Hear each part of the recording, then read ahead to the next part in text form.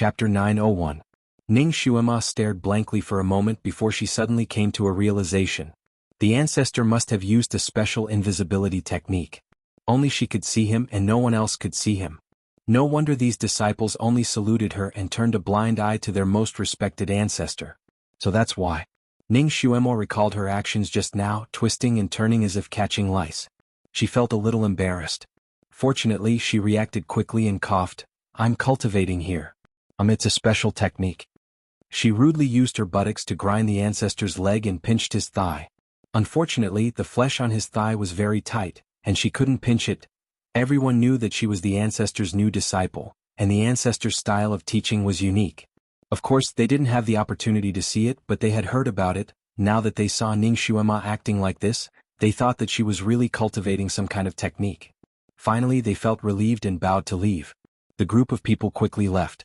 "You're doing it on purpose." Ning Xuema fiercely sat on him again.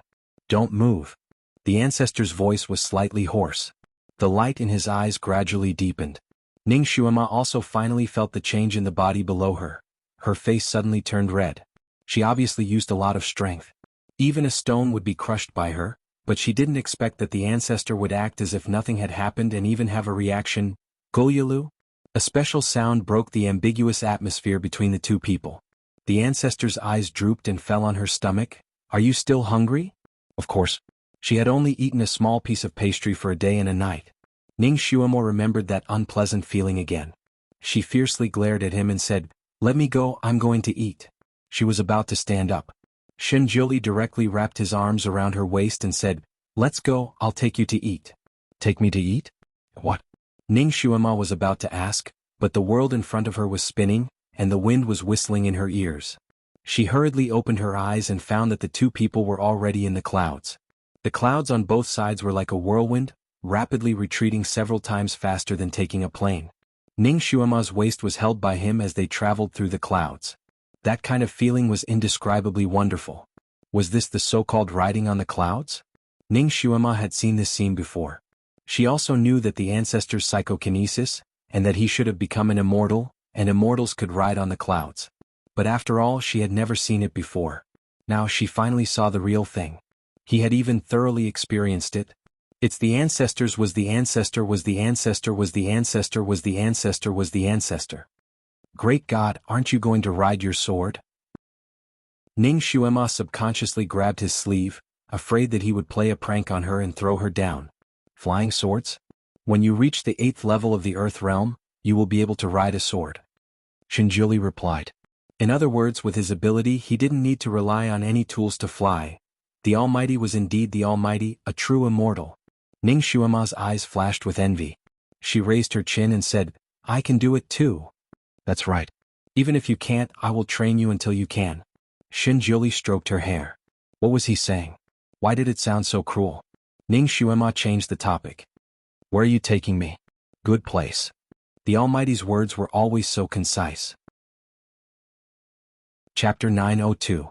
Ning Xuema decided not to ask further. She would talk about it when they arrived at the destination. She realized that while Shinjuli was flying with her, every once in a while, Shinjuli would make a gesture with his fingers. Then, whirlpools of various sizes would appear in front of them, and he would bring her directly into the whirlpool. After a moment of dizziness, when she opened her eyes again, it would be a completely different world from what she had seen before. Ning Xuema's heart skipped a beat. Could this be the celestial version of space jump? In those science fiction novels, when people wanted to drive spaceships to other planets, they didn't use conventional flight but space jump. It was said that there were countless points between heaven and earth that connected different space-time, which were the so-called space tunnels or teleportation points. Modern people hadn't found where these teleportation points were, nor did they know how to activate them. However, some extraterrestrial life forms were extremely advanced in science and technology. They had found these teleportation points, which was why they could freely travel to and from Earth. Ning Xuema had always wondered how those celestial beings could ascend to the sky when they flew out of the atmosphere and into outer space. After all, the distance between this planet and that planet was tens of thousands of light years. Now she suddenly understood that celestial beings didn't just rely on speed to ascend to the sky, but on discovering the space points and using them flexibly. Just like now, Dizun had brought her through 3 or 4 whirlpools and finally appeared in the sky above a city. Below them was a bustling crowd. After Ning Xuema saw the faces of the people below, she couldn't help but sigh. Had she come to the kingdom of beauties? The people here were each more beautiful than the other. The men were handsome and the women were beautiful. She couldn't even find one who was uglier. Even the people who sold fruits on the street could be compared to Pan and, where are we? Ning Xuema and Xin Jili walked on the street.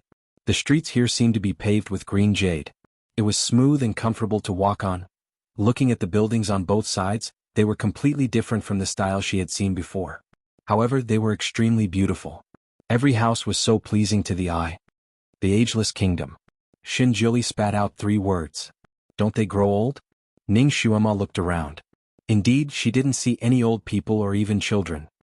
Yes, they won't age, won't die, won't give birth, and won't raise. Xin Jili pointed out the attributes of the people here. Ning Xuema's eyes brightened. The people here don't need to cultivate and can live forever? I'm so happy. Xin Jili raised his hand and rubbed her head. Don't think about shortcuts. Things that are too easy to get often have fatal flaws. Are you saying that I won't give birth or raise them? That's just one of them. What else? There are many more. Alright, we didn't come here to study them. What do you like to eat? The things here are very good. Xin Jili kept his arm around her waist. Not only was the food good, everything here was good. Every item was meticulously crafted, exquisite to the extreme. Even the creases on the bun were like flower buds, exquisite and delicate, whetting one's appetite at a glance. You want to eat that? I'll buy it for you. Xin Jili noticed her gaze and immediately said. Ning Xuemo raised her chin. I'll buy it myself. She was now a rich woman with countless gold and silver on her. It was obviously unrealistic to use banknotes here. Fortunately, she still had some money on her. It was enough for her to eat heartily here. Chapter 903. Ning Xuema pulled away Xin Jili's hand and ran over alone. She ordered 2 small steamed buns and asked the waiter who was carefully kneading the buns, how much is it? The waiter didn't raise his head and only showed her 2 fingers. 2 large coins? Ning Xuema thought for a moment, then took out a small ingot of silver and placed it on the table that was similarly carved with exquisite carvings. She straightforwardly said, this is 2 taels of silver. Keep the change. 2 taels of silver was equivalent to 2,000 copper coins. She had plenty of silver now. Seeing that the waiter had spent so much effort carving, she decided to give him more. The handsome waiter finally raised his head and looked at the silver on the table. He then looked at Ning Xuema who was about to eat the steamed buns. He looked at her as if he was looking at a monster. What is this? Why are you trying to fool me with a small tile? Tile? This is shining silver, okay. Are the tiles in your house made of silver? Ning Xuemo raised her head and looked at the roofs of the buildings. They were indeed shining with a silver light, as if they were made of silver. There were also a few buildings that were shining with a golden light. It was obvious that they were made of gold. The people here were really rich. The ground was paved with green jade, and the tiles were made of silver and gold. Ning Xuema looked at the walls again. They were also made of transparent and smooth green jade. It seemed that gold, silver, pearls and jade couldn't be used as currency here. Then what did they use? Her 2 taels of silver really looked like a small tile here. Ning Xuema was embarrassed. A hand as delicate as white jade reached over and placed on the table 2 round and shiny beads. The little boss smiled and nodded. Thank you. He then lowered his head and folded the bun again. Ning Xuemo raised her head. It was the Almighty who had helped her out of her predicament. Let's go. Xin Jili held her hand and left the steamed bun stall. What kind of beads are the currency here? What kind of material are they made of? Ning Xuema asked while eating a steamed bun. That's a crystal bead, a kind of jade bead that contains a small amount of spiritual energy. Xin Jili explained to her. He stretched out his fingers, revealing a handful of crystal beads shining with a warm luster in his palm. Ning Xuema finished the steamed buns in a few bites.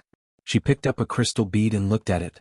She could faintly sense a faint spiritual aura on it, but she couldn't tell what kind of jade it was. This was another world.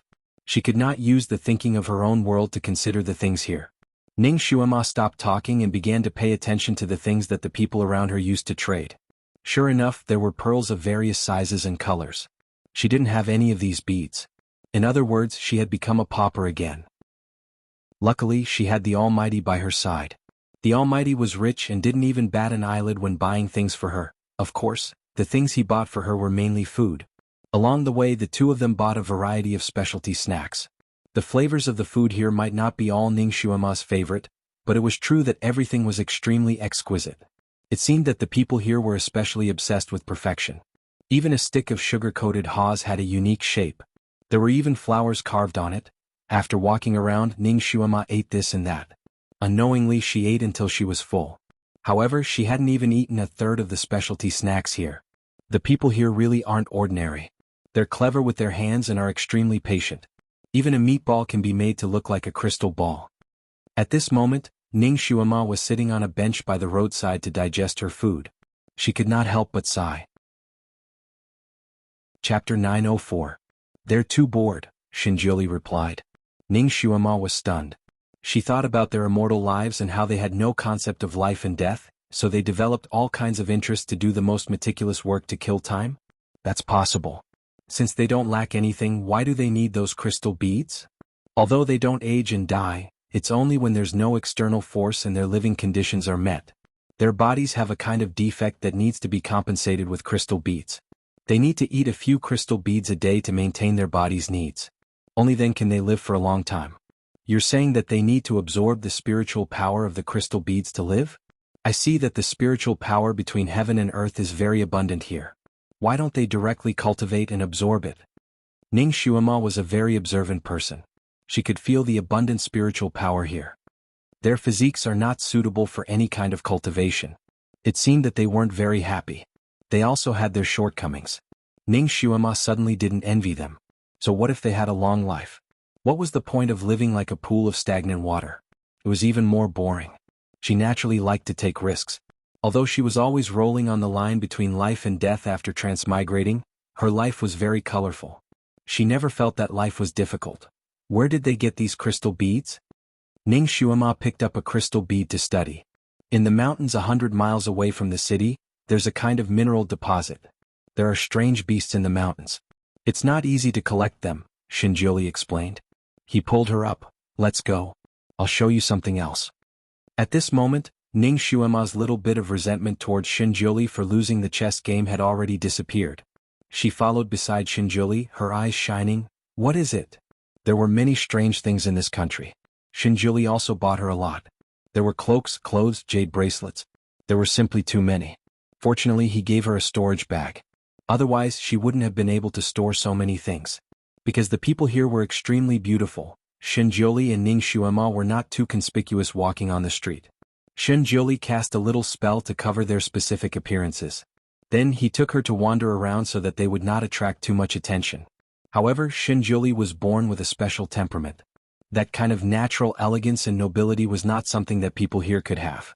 In addition, he was extremely generous. As long as Ning Xuema liked something, no matter how many crystal beads it cost, he would buy it without blinking his eyes. Ning Xuema finally experienced the feeling of having a sugar daddy. She also realized that most of the people here were relatively poor because when these people bought things, most of them bought 1 or 2 crystal beads. Once the number of crystals exceeded 10, he would consider it again and again. Moreover, there were also luxury goods here and the prices were not cheap. Ning Xuema saw a couple with her own eyes. The woman took a fancy to a crystal bracelet and asked for 12 crystal beads. The man immediately pulled the woman away, causing the woman to be very unhappy. She kept looking at the bracelet reluctantly. Ning Xuema could not help but look at the floating gauze hanging on her arm that was lighter than the sunlight. It seemed that this bracelet only cost 1,000 crystal beads, not to mention the other things that he bought for her. There were even more than 10,000 crystal beads in it. Xinjiuli spent money like water, which naturally attracted some people's attention. Chapter 905. People began to follow them from behind. People began to whisper and point at them. Xinjiuli did not care about these gazes. He pulled Ning Xuema and walked around freely. Great God, where did you get so many crystal beads? Ning Xuema wanted to go into his storage space to take a look. She wanted to see how many world currencies there were inside. I earned them, Xinjiuli replied.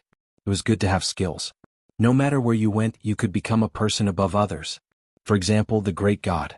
Although he was not as famous in the immortal country as he was in the original continent, he still lived a very comfortable and relaxed life. He had a lot of treasures and was not afraid of thieves. She turned her head and glanced back. Then she smiled. Great God, you're too high profile.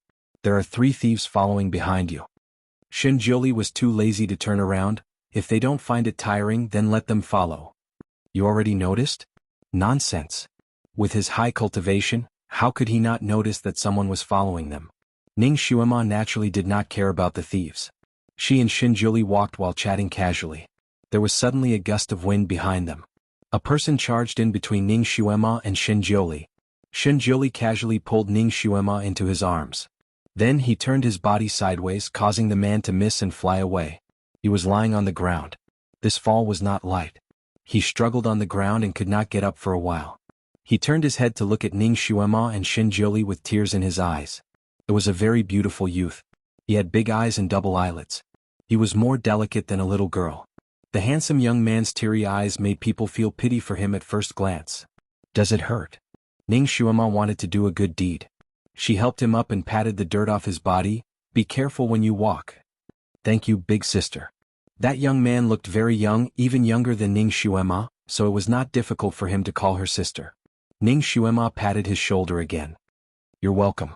Go ahead. From now on you have to walk the right path. Her words had a double meaning. The young man vaguely thanked her and turned to run away. Ning Xuema clapped her hands as if she had just done a good deed, which made her feel refreshed. When she turned around, she saw Xinjuli looking at her with his arms crossed and a faint smile on his face. Ning Xuema shrugged. Guru, why are you looking at me like that? Xinjuli slowly walked over and cast a cleansing spell on her. Ning Xuema shuddered. She felt as if she had been washed from head to toe. I remember someone saying that men and women shouldn't touch each other. Xinjuli's tone was flat and no one could guess his emotions. Then what were you doing just now? The person she helped up was a handsome young man. Ning Xuema was startled. She didn't expect him to be waiting for her here. She tilted her head and looked at him. The ancestor's handsome face was as calm as always, and he didn't reveal his emotions. Was the guru jealous? Ning Xuema suddenly felt a little funny. She simply hugged her arms and said with a smile, Guru, I'm doing a good deed. I'm learning from Lei Feng. When I do good deeds, I don't care if the other party is male or female, ugly or handsome. Good deeds? Xinjuli walked forward and slowly pried open her clenched left hand. There were more than 10 crystal beads rolling in her snow-white palm. You call stealing other people's things good deeds? Ning Xuema coughed. She didn't expect her small movements to be seen by the guru. Chapter 906. Ning Xuema said confidently, he pretended to bump into me and stole mine first. So she took advantage of the situation and stole it back. She was the ancestor of the emptiness magic hands. That person took advantage of the situation and took 3 of her crystal beads. She took more than 10 of them back. Well, what do you mean by a good person? Xinjuli cast the cleansing spell on her again without batting an eyelid. He had no choice. He had a serious obsession with cleanliness and he wanted to hold her. This time he did it more gently and Ning Xuema didn't notice it for a moment. She still said confidently, this person didn't learn to be a good thief at such a young age. I stole his crystal beads to teach him a lesson. Maybe he will go on the right path in the future. She raised her head and saw a jade shop not too far away. Ning Xuema suddenly had a bright idea and pulled him into the shop. The jade shop was not big and the decoration was not luxurious. Usually Xinjuli would never go to such a shop, but Ning Xuema pulled him in. Let's go in. It was rare for her to take the initiative to hold his hand. In this country, green jade was a common stone, and white jade was a more precious kind of jade. Sapphires were also rare. Ning Xuema looked for a long time and chose a deep sapphire pin. She asked for 15 crystal beads. Xinjuli was about to take out the money, but Ning Xuema pulled his sleeve and signaled him not to move. Then she and the shop owner bargained. Under her persuasion, the shop owner, who never gave in, finally agreed to give her 3 crystal beads. In the end, the deal was made with 12 crystal beads. Xinjuli was an expert. He looked at the sapphire and said sincerely, there are some impurities in it and the workmanship is a bit rough. If you like this, I can take you. He didn't finish his words. This was because Ning Xuema had pinned the sapphire on his lapel. When she lowered her head and busied herself in front of him, a faint fragrance wafted into his nose, causing him to be dazed for a moment. He vaguely felt as if he had experienced this scene before. Ning Xuema took a step back and sized him up. His white robe was without any impurities. Now that he had this sapphire pinned on his collar, it had a different kind of eye-catching effect. It also made him look more human. Xinjuli looked down at the sapphire and suddenly realized that the sapphire was unprecedentedly beautiful. So you bought it for me? Ning Xuema handed her crystal beads to the boss and pulled him out. I'm poor now, so I can't afford to buy you a good one. I'll buy you a high-end one in the future. She was considered a pauper in this mystical country, and these crystal beads were all she had. It was her money. Shinjuli touched the sapphire with his fingers. Felt cool.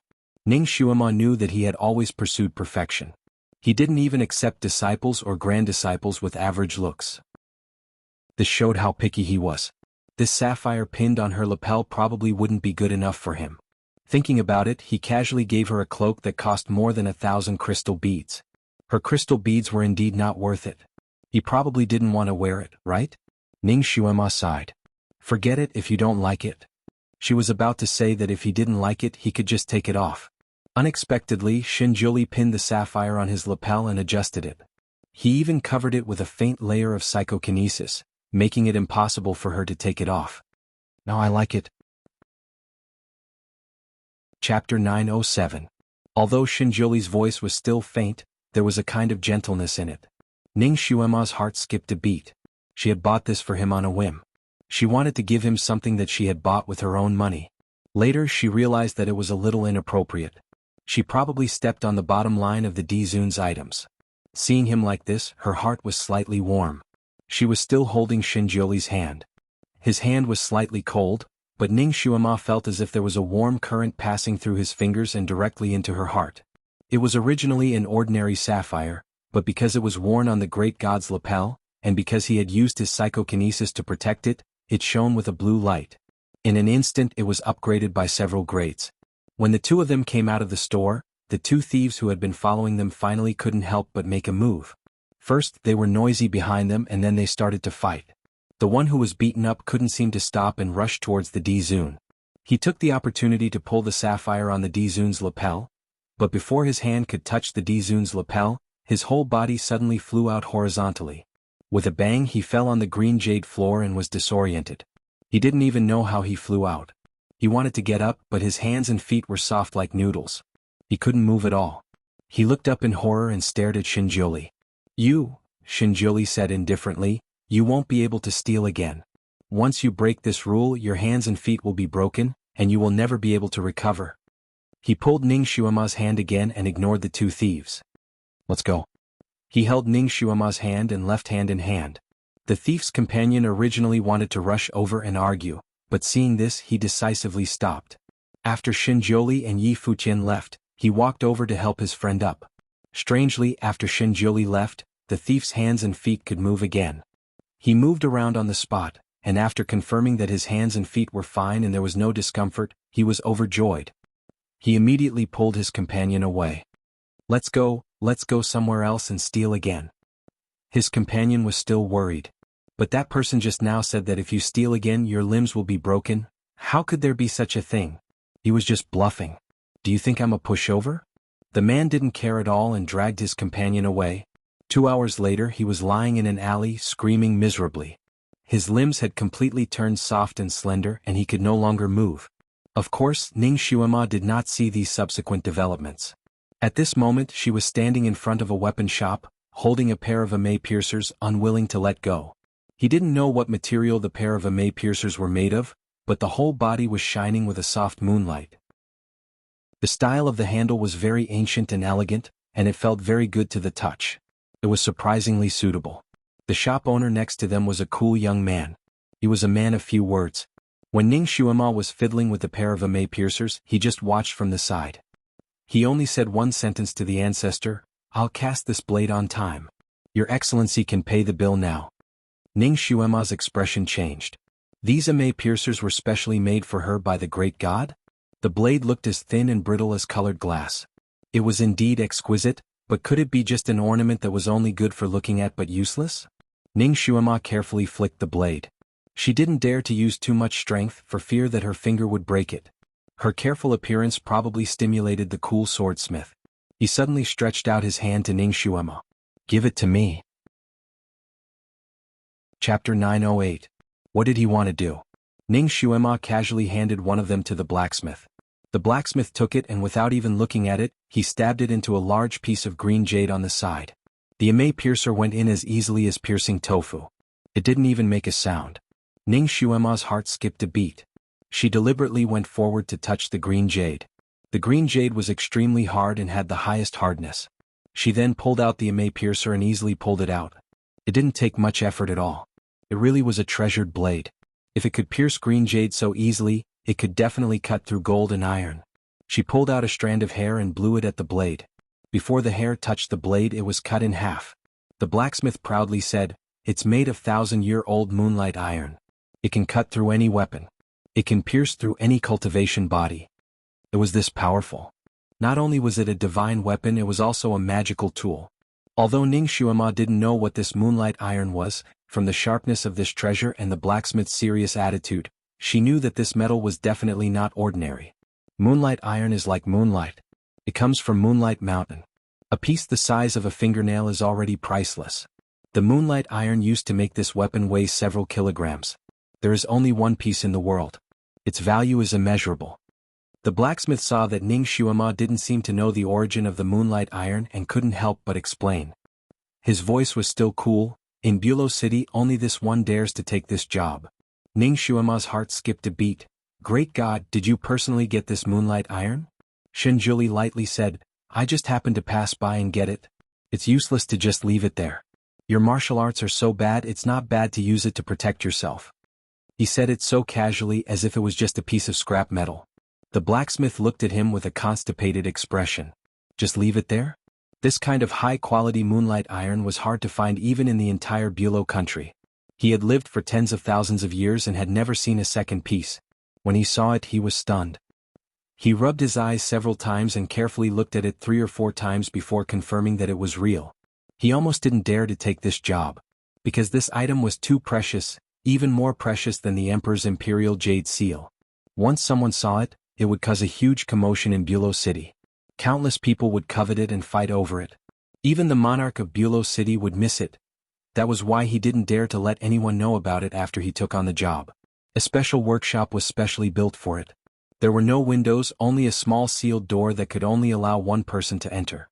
The interior was decorated with extremely strong soundproofing materials.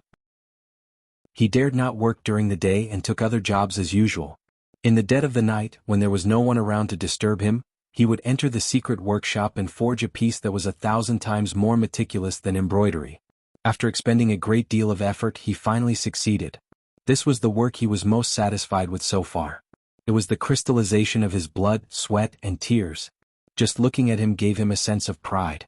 Ning Xuema didn't know about the swordsmith's hard work. She was holding it in her hands and admiring it.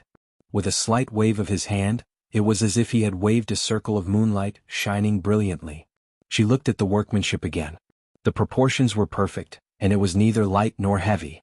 It was perfect from the big parts to the small carvings on it. The workmanship was ridiculously fine. She was moved. "Boss, how long did you take to forge this weapon?" It seemed that this kind of workmanship wasn't done in a day. Chapter 909. Ning Xuema felt that it would take at least 3 to 5 years to complete the ame piercer. The blacksmith said proudly, 30 years, 30 years? Ning Xuema's heart skipped a beat. She had only known the Almighty for a few months. It seemed like this one-of-a-kind divine weapon was not specially made for her. It was obvious that this weapon was specially made for girls. Then who was he custom-made for 30 years ago?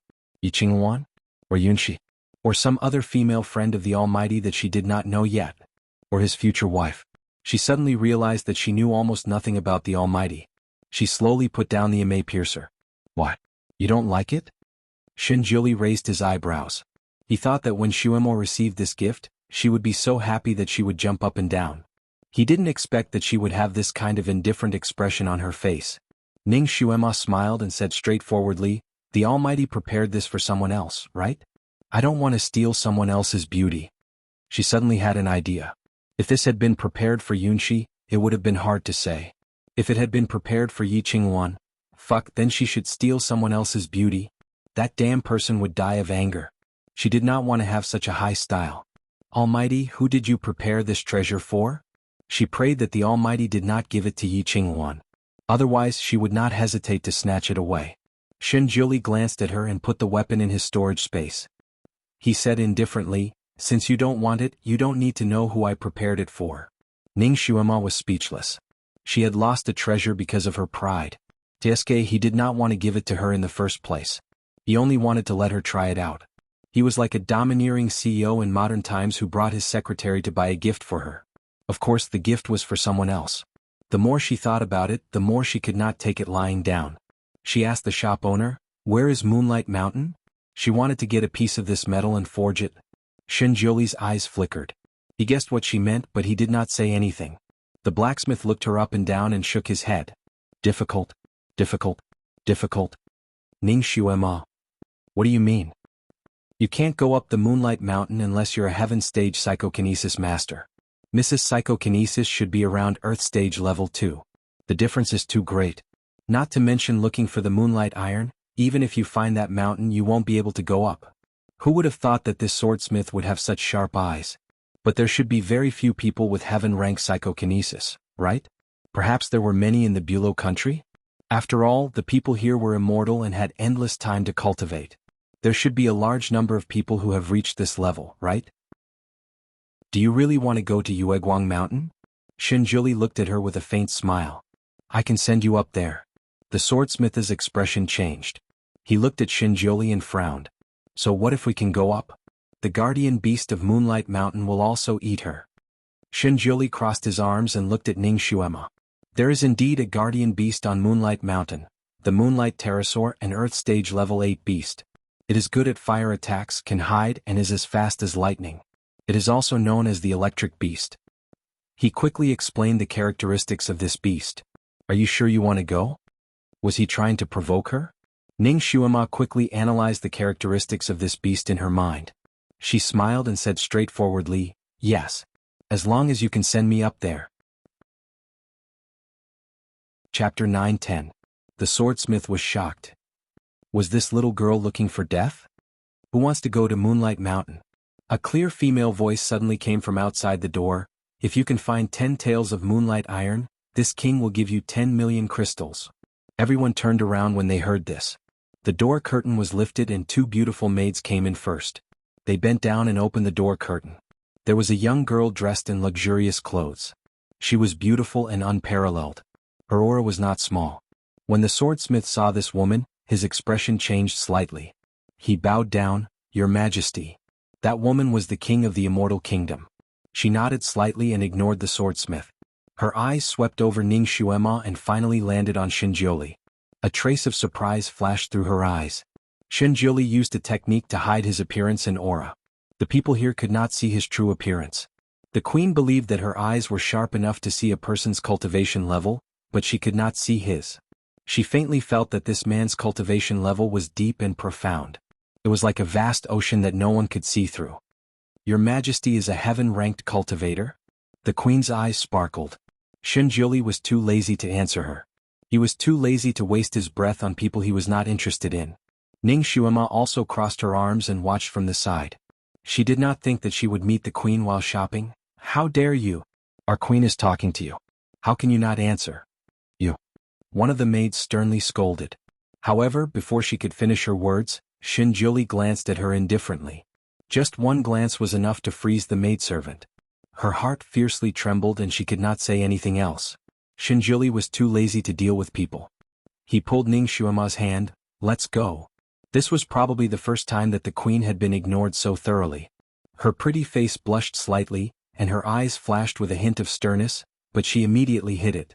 She flashed in front of Shinjuli and Yang Kai. If the two of you can obtain more than 10 taels of Moonlight Iron, this queen will give you 20 million crystal stones.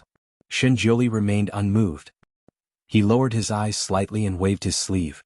The queen could not help but stagger a few steps to the side. Shinjuli held Ning Shuema's hand and walked out. Queen, the two maids' pretty faces were filled with shock. The queen's kung fu was the strongest in the Immortal Kingdom, but she didn't expect the man in front of her to be able to force her to take a few steps back so easily. Who was this man? This skill was simply heaven-defying. The queen was clearly shocked as well, but her eyes were filled with joy. She took a few steps forward and said, "Please wait, this queen is in urgent need of Moonlight Iron. If the two of you can bring the iron this queen needs, I am willing to give you 30 million crystal stones." This number was simply a sky-high price. The blacksmith had spent 30 years to make the Ame piercer for the ancestor, and the cost was only 100,000 crystal stones. The queen was willing to take out 30 million crystal stones. It was clear that she had invested a lot. It seemed like she was determined to obtain this moonlight iron. Ning Xuema's footsteps stopped. She simply said, 40 million. 40 million crystal stones, we will find it for you. 10 taels of moonlight iron was only half a caddy. In other words, a piece the size of a pigeon egg would be enough. It shouldn't be too hard. Should she find it? She was going to Moonlight Mountain to find iron anyways. Finding a piece for the queen to make a fortune wasn't a bad idea. She didn't want to be a pauper here. She wanted to use her own hands to grab her first bucket of gold. If she could obtain 40 million crystal stones, Ning Xuema would become a rich woman here. Chapter 9:11. The queen let out a sigh of relief. She had obviously gone crazy over the moonlight iron and agreed without any hesitation. However, she would only pay after she saw the goods. After a round of haggling, the queen finally agreed to pay 50,000 crystals as a down payment. The rest would be paid after she saw the goods. Both sides agreed on a month. Once Ning Xuema obtained the moonlight iron, she would inform the queen. The queen left with her 2 maids in satisfaction. The swordsmith secretly shook his head and spat out 4 words, "She's going crazy over a man." Ning Xuema turned around and knocked on his head. "What do you mean?" 40 million crystals, more than half of the national treasury. The queen really went crazy for that man. The swordsmith couldn't help but vent his dissatisfaction. The queen did it for a man? What kind of man was worth the queen doing this for? Ning Xuema and the swordsmith exchanged a few words. From the swordsmith, Ning Xuema learned a bit of gossip about the queen. It turned out that 20 years ago, a handsome man came to the Immortal Kingdom. This man was good at music. The queen fell in love with him at first sight and wanted him to be her husband. She wanted to use the power of the whole kingdom to please him. This man came to Immortal City to look for the moonlight iron. However, this was something that could only be found by chance. He searched the entire Immortal City but couldn't find it. Moreover, he was seriously injured and couldn't go to Moonlight Mountain. When the queen heard about this, she used all kinds of methods to find this thing for him. She had already reached the point where she didn't care about the cost. Using the power of the whole kingdom to please one person, this queen had the shadow of King Yu of Zhou.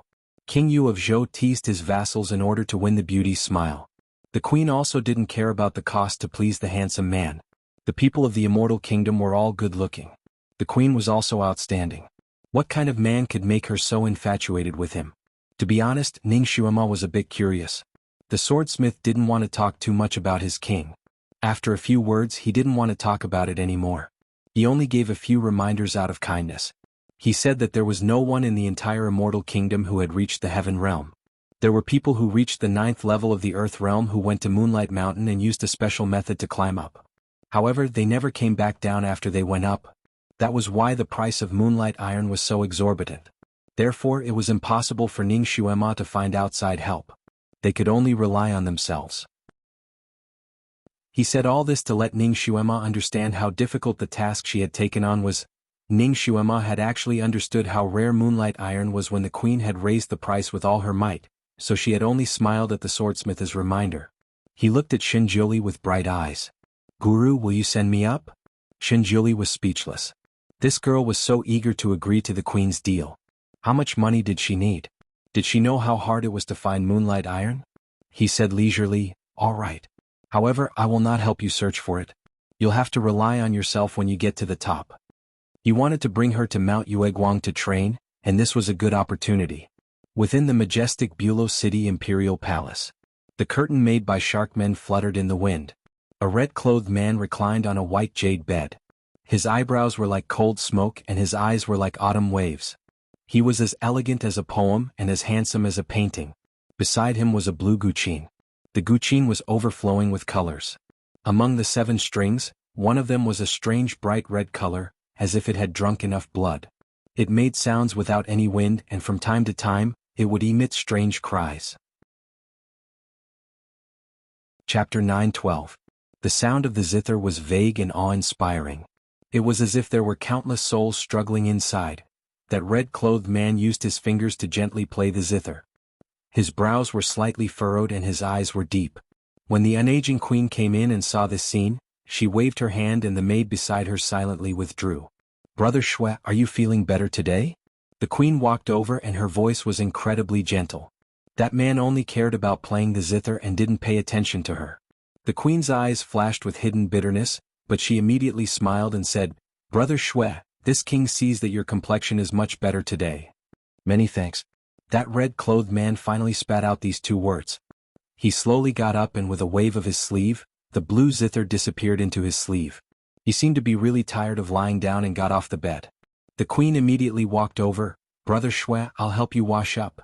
That red-clothed man pulled the corner of his lips and waved her away with a wave of his sleeve. "No need." He lowered his eyes and looked at his wrinkled red clothes. He frowned slightly and pointed at himself.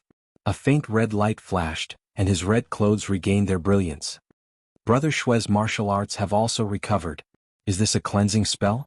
It really is mysterious. The queen didn't miss the opportunity to praise him.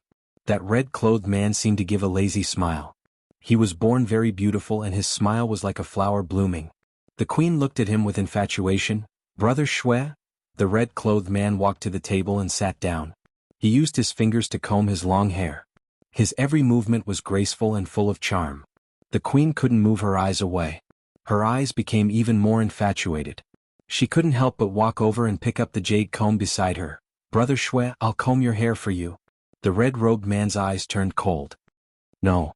Just as he was about to say "no need," the queen had already faintly interrupted him. "Brother Shui, you're still not willing?"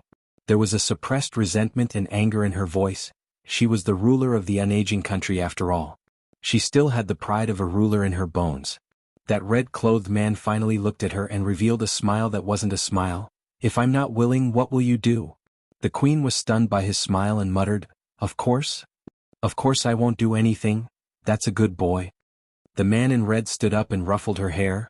"I like obedient girls." He paused for a moment and then asked casually, "You still didn't find anything today?" The queen's soul almost left her body when he touched her. She couldn't wait to grab his hand and kiss it. At the same time, she finally remembered the purpose of her visit. "All right, the moonlight iron that you want might be available soon." The red-clothed man raised his head, his eyes bright. "What do you mean?" The queen then briefly recounted her encounter with Ning Xuema and the deal they had made. Finally he said, "I think they are reliable. Perhaps they can really succeed." After listening to her, the man in red said lazily, "The ignorant are fearless. Recently there have been too many people who have died for money. Brother Shui, I know you feel sorry for the innocent people who lost their lives when they went to get the iron, but you have to let someone try. What if it succeeds?" Does he feel sorry for those innocent people who lost their lives? The red-robed man's lips twitched again. She finally understood, okay? He had never felt sorry for anyone's death. Chapter 9:13. An Earth Stage Level 2 dares to take on this kind of task? You're just throwing your life away," he said bluntly. A few days ago there were also a few groups of people who agreed to do this job for the sake of money. However, they were all Earth Rank Level 8 and above. There were even 2 people who had reached Earth Rank Level 9, but they still left valiantly. Then they were like meat buns thrown to dogs, never to return. Those people didn't succeed. How could an Earth Stage Level 2 girl succeed? What a joke. This time, the red-clothed man didn't have any hope. He lowered his eyes to test his psychokinesis, and his fingers tightened slightly. He had at most recovered 3/4 of his power, which was barely the power of an Earth Stage Level 9 expert. If he went up now, the risk would be huge, but his matter was urgent. Instead of waiting hopelessly, he might as well take the risk and fight. He didn't want to waste any more time here. He was about to say goodbye, but the queen's words made his heart skip a beat. That girl naturally can't do it. But her companion's cultivation is broad and profound. With that man's help, maybe this matter can succeed. What's the man's cultivation? The queen shook her head. I can't tell. That person seems to be hiding his strength. The red-clothed man raised his eyebrows. Although the people of the Immortal Kingdom couldn't cultivate high psychokinesis, they had a special ability that could see the level of a person's psychokinesis. The stronger the person, the clearer they could see. The queen was the leader among them. She could even see the level of a person's cultivation. She had never heard of a person that she couldn't see through, but now there was one. What does that man look like? The red-clothed man was finally a little interested. The queen paused and shook her head. This? I can't see clearly. That person didn't wear any mask, but she couldn't see his face. She only felt that he was very handsome and had an aura. The red-clothed man's expression changed slightly, and his fingers clenched in his sleeves. Could it be that person? That didn't seem right. That person didn't get close to women. There shouldn't be a girl by his side unless that girl was Ning Xuema. No, Ning Xuema's psychokinesis was only at human stage level 5 or 6. It was impossible for her to reach Earth stage level 2 in such a short time. Then, was it them or not? You can't see that man clearly, but you should be able to see that woman clearly, right? What does she look like? The red-clothed man asked calmly. The queen was startled for a moment and immediately became jealous. Brother Shua, that girl is just an ordinary girl. Ah Yuan? The red-clothed man suddenly called out the queen's nickname. His voice was gentle. I just want to know their identities. I have no other intentions. Is that girl about 15 or 16 years old and has a hexagonal cinnabar mole between her eyebrows? The queen's soul melted when she heard him call her Ah Yuan. She couldn't help but nod.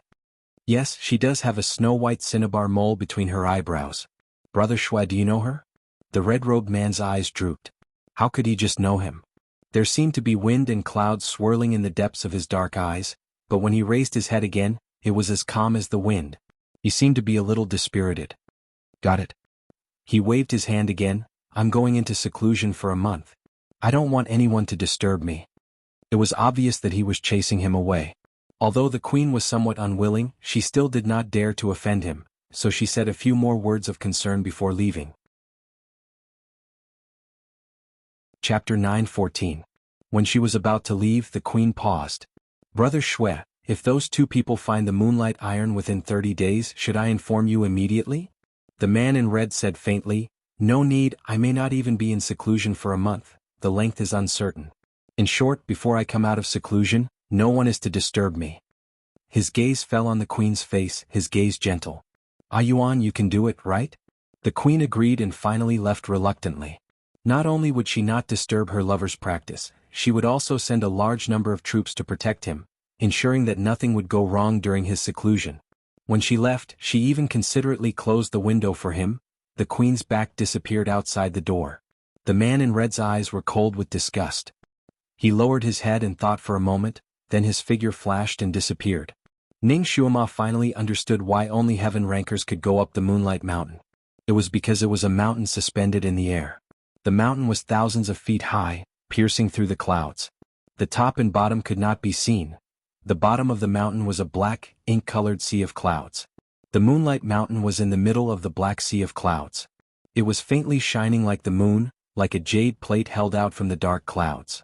The scenery was surprisingly beautiful. Ning Xuema kicked down a millstone-sized rock beside her, wanting to hear the echo to measure the depth below. However, when the big rock came into contact with the black clouds, it melted and disappeared as if it came into contact with strong sulfuric acid. In other words, the black clouds could not be touched at all. The mountain that Ning Xuema was standing on was the closest to it, but it was still a few thousand meters away. If one did not know how to ride the clouds, one would not be able to reach it at all. However, it seemed that when one cultivated to Earth rank level 6, one could ride a sword and fly. Since it was said that only heaven rankers could do it, there would definitely be other situations ahead. It's not too late for you to regret it now, Shinjiuli said. Ning Xuema raised her eyebrows. I never knew how to write the word regret. Then do you have a way to deal with the guardian beast above? Different situations call for different measures. Ning Xuema shook her head. She had yet to see what the mythological beast looked like, nor had she fought with it, so she was unable to formulate a specific battle strategy. Going with the flow and adapting to the situation was her strong suit. However, after hearing about the characteristics of the Moonlight Pterosaur, she had a rough plan in her mind, so she wasn't completely unprepared. What an impulsive girl. Shinjiuli knocked on her head rudely. Ning Xuema snorted, I just don't want to take advantage of others. When she thought of the pair of email piercings, she felt as if a thorn was stuck in her heart. You're ambitious. I like it. Shinjiuli reached out and grabbed her. Since that's the case, I'll send you up. He pulled her up into the air and flew towards the Moonlight Mountain. Ning Xuema had just flown above the black sea of clouds when she felt as if there was a huge force sucking her in from below. Her body instantly became as heavy as iron. Shinjiuli hugged her. She felt as if her lower body was about to be torn apart by the suction force. This black sea of clouds was simply like a black hole in the universe. It seemed that those who only knew how to ride a sword and fly wouldn't be able to pass through this place. They would be directly sucked down.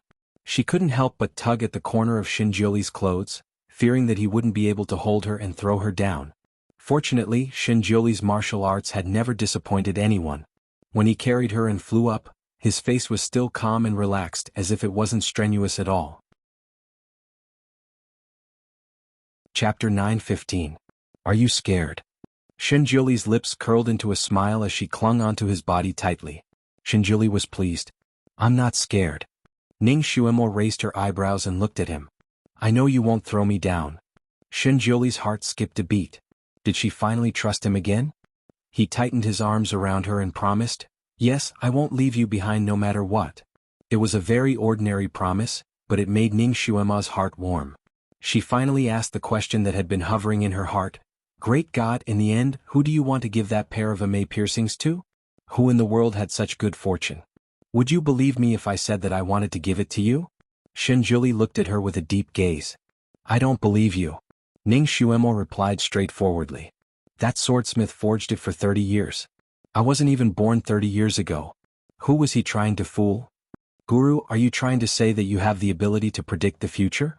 You knew that you would meet me, so you prepared it in advance? I do have the ability to predict the future, but you are an exception. Shinjuli replied slowly. He had never been able to see through her fate. A fortune teller couldn't predict their own fate, so he couldn't see his own either. However, he was too lazy to do so. If fate was determined by the heavens, there was no point in knowing in advance. It was only interesting when everything was unknown. His fate had always been decided by himself, so it didn't matter if he could predict it or not. If you can't predict the future, then why did you prepare this for me 30 years in advance? Ning Xuema wanted to get to the bottom of it. I might not have told you, but a day in our world is a year here. Shinjuli replied slowly. Ning Xuema was speechless. Wouldn't 30 years here be 30 days in her world? What stage was she and the guru at 30 days ago? It seemed like, when the guru used Han Shanyue's identity to take her in as a concubine, so he had been preparing a weapon for her since then. Ning Xuema's heart warmed slightly. She was a little embarrassed. Why didn't you say so earlier? If she had known this earlier, she wouldn't have come here in a fit of anger. Do you regret coming here? Do you want me to bring you back? Shinjuli took in the look on her face. Ning Xuema shook her head. No. I want to go. There was no turning back. She had always been someone who would rather break than bend. She was now very curious about the Moonlight Mountain. She also wanted to find a piece of moonlight iron to forge a weapon for the Almighty as a return gift. Moreover, she had promised the queen that she would also find a piece of moonlight iron for her. The moonlight pterosaur is best at fire attacks while you are a wood attack. Wood breeds fire, so your attacks will only increase its fierceness, not restrain it. You don't know how to use water attacks, so you'd better use fire attacks to deal with it. I'm going to teach you a set of fire attack spells now. Whether you can understand it in time depends on you. Shinjuli began to explain the characteristics of the moonlight pterosaur and the methods to deal with it. At this time, Ning Xuema listened very carefully. Her memory was very good, so she remembered almost everything Shinjuli said once. What Ning Xuema didn't know was that when she and Shinjuli flew away from the mountain, a man in red appeared. His gaze fell on Ning Xuema's back, and his eyes showed a complicated expression. Chapter 9:16. The man in red slowly clenched his fists in his sleeves and said in a low voice, Momo, you're mine. We missed each other in our previous life, but we won't meet again in this life. Ning Xuema felt that if there was a ranking of the most deceptive places, this Moonlight Mountain would definitely be at the top. She had never seen such a deceptive place before. There were stones all over the mountain, glowing stones, big and small, round, sharp, flat. There were more of them than the stars in the sky. Although the appearance of the stones were different, the color was the same. Every one of them glowed with moonlight, giving people the illusion that the entire valley was filled with luminous pearls. Shinjuli told her that the moonlight iron was among these stones. Only by picking them up would one be able to tell whether they were moonlight stones or moonlight iron. If one didn't pick them up, one wouldn't be able to tell. This wasn't the most deceptive thing. The most deceptive thing was that every time she picked up a stone, an Earth-ranked level 8 moonlight pterosaur would appear out of thin air. The disturbed moonlight pterosaur was like an enraged lion, attacking the culprit who disturbed their beautiful dreams. The ancestor was a man of his words. After sending her up, he kindly reminded her that she could only pick up one stone at a time, or else she would have to bear the consequences. Then, he leisurely sat at the side and arranged a chessboard on a rather flat rock. He played chess with himself for fun, leaving her to be chased by the moonlight pterosaur all over the mountain. The moonlight pterosaur was about the same size as the legendary pterosaur, but its whole body was the color of moonlight. When it flapped its wings, raging flames would cover the sky. Although this beast's body was sturdy and looked rather clumsy, its speed was unbelievably fast, just like lightning flashing. Ning Xuema's expeditious steps was unparalleled in the world, but when she encountered this beast, her hands and feet were tied. She couldn't completely avoid the attacks of the moonlight pterosaur. When she couldn't avoid it, she could only meet force with force. Fortunately, she had a weapon on her. It was a long sword, which was given to her by Yelu Jing, and for self-defense when she received the identity of a new disciple of the Sun Moon sect. Although it wasn't a rare divine weapon, it was still extremely sharp. In addition to the mental power she poured into it, it could cut through gold and jade like tofu. However, her sword did not even leave a white mark on the beast's body. Therefore, Ning Xuema wanting to use her sword to cut off its head was clearly wishful thinking. After all, it was an Earth-ranked level 8 mythological beast. Its storm-like attacks forced Ning Xuema into a fluster. There were a few times when she was almost burnt to ashes by the flames it spat out. She was almost chased and beaten up by this guy. She was tortured very badly. Fortunately, she was quick to adapt and had many new ideas in the fight. After suffering several losses, she finally used the incantation of fire that Shinjioli had just taught her. Logically speaking, this kind of spell could only be used when one's psychokinesis of fire reached the earth rank. However, Ning Xuema's psychokinesis of fire was only at the human rank level 5, so the first time she used it, it was only a ball of fire the size of a ping-pong ball. When the small fireball rushed in front of the moonlight pterosaur, it was extinguished by the pterosaur's mouth. Quack quack quack. The moonlight pterosaur laughed mockingly, its laughter sounding like 1,000 ducks quacking. Shut up. Di Zun, who was playing chess, was disturbed by it. With a shake of his hand, a ball of blazing white light flew over and entered the moonlight pterosaur's wide-open mouth like lightning. Chapter 9:17. The moonlight pterosaur jumped 3 feet high, and when it landed on the ground, its entire head was burnt. Naturally, it died. Ning Xuema was so tired that she was panting. She couldn't help but glance at him. Shinjioli played a chess piece by himself. Don't worry, I'm not helping you. It's just that it's too noisy. Ning Xuema ignored him. She looked at the moonlight stone in her hand that she had just picked up. All the luster had dissipated. The shining moonlight stone had become an ordinary stone, unremarkable. The difference between moonlight stone and moonlight iron is that after the moonlight pterosaur released by the stone is killed, the moonlight iron's luster will not disappear. Instead, it will become brighter. Shinjioli seemed to have eyes on the back of his head. How can I distinguish between moonlight stone and moonlight iron before moving the stones? Ning Xuema didn't want to waste more energy. Before the moonlight pterosaur is killed, it's impossible to distinguish. Shinjioli played another chess piece. So you have to be prepared to turn over all the stones in this mountain. Ning Xuema was speechless. She looked at the large and small stones in the mountain, and the corner of her mouth twitched. How long would she have to turn over all these stones? More importantly, how many moonlight pterosaurs would she have to fight with? I forgot to tell you, these moonlight pterosaurs will be more powerful than the previous one. Moreover, if you can't turn over all of them today, these moonlight pterosaurs that you have killed will be reborn. The next day, all the stones will be reshuffled and changed positions, but not a single one will be missing. You have to start from the beginning.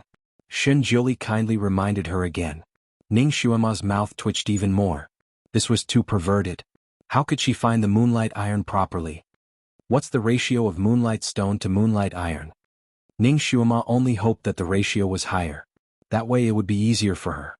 It's hard to say. Shinjioli told her the truth. I once studied here for a month.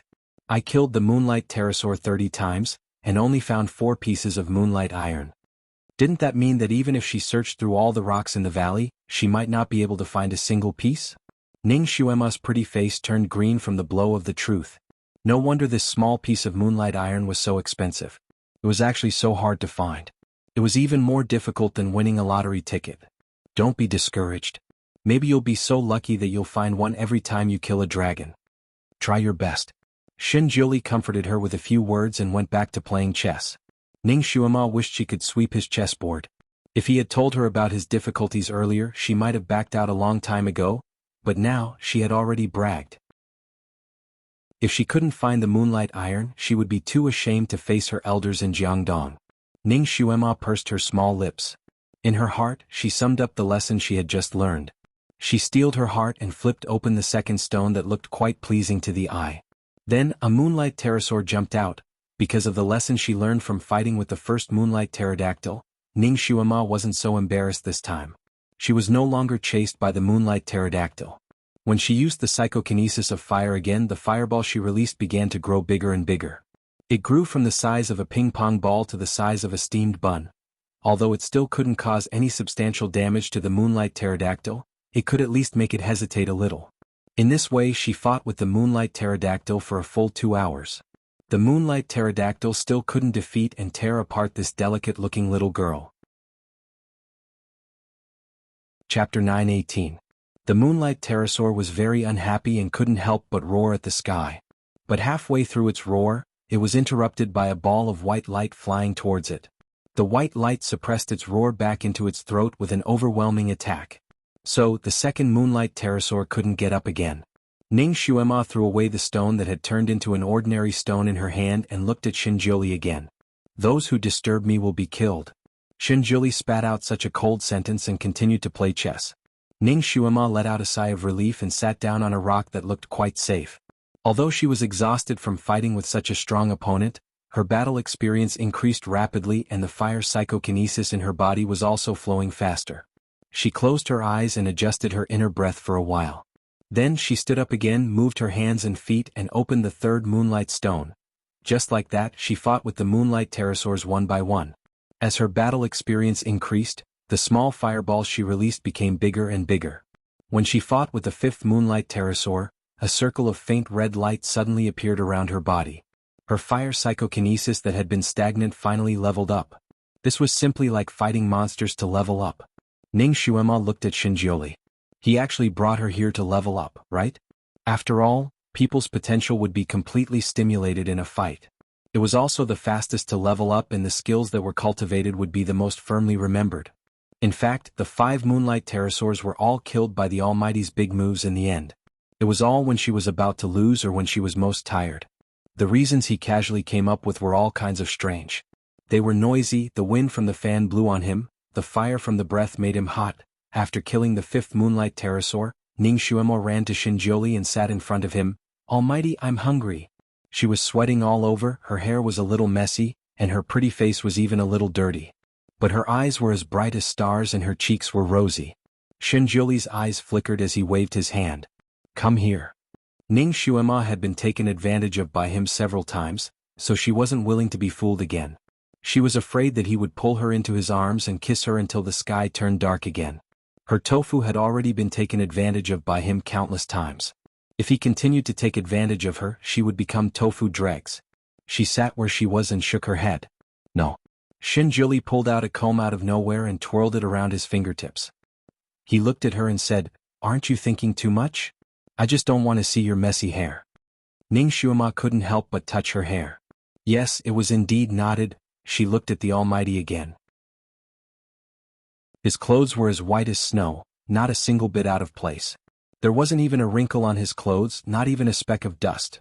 She had just been fighting with the moonlight pterosaur, and the dust had almost covered the sky. This guy could still be so perfect in the middle of the battlefield, which made her feel intoxicated. Ning Xuema didn't stand on ceremony with him. She walked over and squatted beside him. She turned around and faced him with the back of her head. "Thank you." She felt at ease and let him comb her hair. Under normal circumstances, if a super insecure person was willing to show her back to you without hesitation, it proved that she trusted you. Shinjuli looked down at her defenseless appearance, and a touch of gentleness flashed through his eyes. He first used a cleaning spell on her body to make her look as clean as if she had just taken a shower. Then he raised his hand to comb her hair. Chapter 9:19. The teeth of the comb touched Ning Xuema's scalp from time to time, and it had a massage effect, making her feel very comfortable. The comb went all the way to her hair and it lasted for a long time. The comb went all the way to her tail, and it was harmonious and beautiful. Ning Xuema suddenly thought of a few folk songs, and then she was embarrassed. It seemed to be a wedding song, and it was a blessing for the couple to be united. The Almighty just couldn't stand her being dirty, so he was just combing her hair. Why did she suddenly think of that? Ning Xuema's hair was originally just casually tied up behind her back. It didn't look good, but it was neat and convenient for fighting. Now, Shinjiuli had tied her hair into a slanted bun. She looked cute and charming at the same time. Shinjiuli had brought a lot of things with him, so he casually took out a mirror and gave it to her. Take a look. Is it pleasing to the eye? Of course it was pleasing to the eye. Ning Xuema looked at her exquisite hair and was very satisfied. She couldn't help but straighten her body and pounce on him. She gave him a loud kiss on the side of his face. Great, a kiss as a reward. Before Shinjiuli could react, she had already quickly sat down opposite him. She looked at him with a pair of bright eyes. Almighty, can we eat now? She was starving. Shinjiuli raised his hand and touched the place where she had kissed him. His handsome face was calm. Cut corners so you'll be punished with a meal. Ning Xuema was speechless. No, she was so hungry. She blinked her eyes and didn't say anything. She just looked at him pitifully. Shinjiuli knocked on the chessboard and said bluntly, "There's no use acting cute. I'll give you two choices. One, play a game with me. If you win, you can eat. Second." His voice paused and he looked at her with a smile that wasn't a smile. Don't cut corners. Ning Xuema looked at the chessboard and then looked at him. She decisively pounced on him and sincerely kissed him on the other cheek. Is this okay? Just as she was about to get up, he hugged her waist and pressed her into his arms. He gave her a real deep kiss. After a while, he let her get up and said slowly, "This is okay." He raised his hand and put away the chessboard. There was a bowl of porridge and a few steaming hot dishes on the stone. Eat. These dishes were all Ning Xuema's favorite dishes. What was even more amazing was that these dishes had something that could quickly replenish her physical strength. After she finished eating, she felt that her fatigue had disappeared by more than half, and her strength had returned by quite a bit. Come here. Shinjiuli waved at her again. He wouldn't ask her to kiss to the end to kiss him again, would he? Not only did they kiss before the meal, they even wanted to kiss after the meal. Ning Xuema was in a good mood, so she decided to satisfy him this time. She happily pounced on him, hugged his neck and kissed him on the cheek. Is it okay? She had just eaten and hadn't wiped her mouth yet. Her mouth was still a little oily. She treated it as wiping her mouth on his face, so she rubbed against him a few more times. Shinjiuli was speechless. He pulled her away from him. Naughty. He pressed her down on the stone in front of him and kept massaging her shoulders and back. It turned out that he asked her to come over to give her a massage to unblock her muscles and bones. Ning Xuema closed her eyes and enjoyed his massage. The Almighty's massage was different from the masseur she had seen in her previous life, but it was very accurate. The places where he massaged seemed to be reconnected and all the soreness disappeared without a trace. Chapter 920. The Great God's massage even made Ning Xuema's depleted psychokinesis quickly return, making her lively and full again.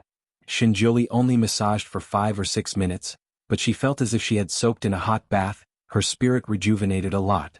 After the massage, Ning Xuema got up and moved her arms and legs, feeling unprecedentedly carefree. Thank you. Ning Xuema couldn't help but say. Having such a master by her side was really her great fortune. You don't have to be so polite with me. Shinjiuli looked at her with a smile that wasn't a smile. Quickly leveling up is important. Go turn over the stones. No one wanted Ning Xuema to level up quickly more than the great god, so that he could quickly meet his requirements. Ning Xuema now understood that the great god brought her here not only to find the moonlight iron, but also to let her gain experience. So she turned over the stones again and fought with the moonlight pterosaur that jumped out. Shinjiuli was still playing chess with himself, waiting for her. If she really couldn't win or if she was in danger, he would help her get rid of the opponent. Time passed in a cycle of killing monsters, eating and then killing monsters again and then again. In the blink of an eye, half a month had passed. In this half a month, the master and disciple didn't go down the mountain at all. There was nothing faster than leveling up in real combat. In just half a month, Ning Xuema's martial arts had increased by 1 level. Now, her wood psychokinesis was already at Earth rank level 3. Because she frequently used fire spells to attack, the fire psychokinesis in her body had also increased greatly. After half a month, she also broke through to Earth rank and had the strength of Earth rank level 1. The fireball she released was now the size of a basketball, making the moonlight pterosaur have scruples. During this period, Shinjuli also took advantage of the situation to teach her a few martial arts. There were self-defense skills, offensive skills, and even music hypnosis. There were all kinds of things, and each of them was aimed at making up for the flaws in her battle. The ancestor was indeed a good master. His eyes were like torches, and he could see Ning Xuema's subtle mistakes in battle. He could point them out in time to help her correct them, which benefited Ning Xuema a lot. Of course, Di Zun didn't serve her for nothing. He took advantage of her every time he taught her martial arts. As a result, Ning Xuema's martial arts improved by leaps and bounds, but she was also taken advantage of by Di Zun countless times. There was no one on the peak of Moonlight Mountain. There were only the master and disciple duo and the Moonlight Pterosaur that appeared from time to time. There were no other spectators. Therefore, Di Zun had no qualms about taking advantage of her. He hugged her in his arms and took advantage of her. He took advantage of her in all kinds of ways. In short, except for the last step, Di Zun had already taken advantage of her in every way. There were several times when she almost lost control. Fortunately, Di Zun's self-control was extraordinarily strong. He was able to stop in time and let her go to kill the monsters while he sat quietly to calm the surging heat in his chest. 10 days later, Ning Xuema finally killed the first Moonlight Pterosaur with her own ability. At the moment when the Moonlight Pterosaur fell down, the stone in Ning Xuema's hand quickly shrank to the size of a fingernail, but it was still shining. It was the Moonlight Iron.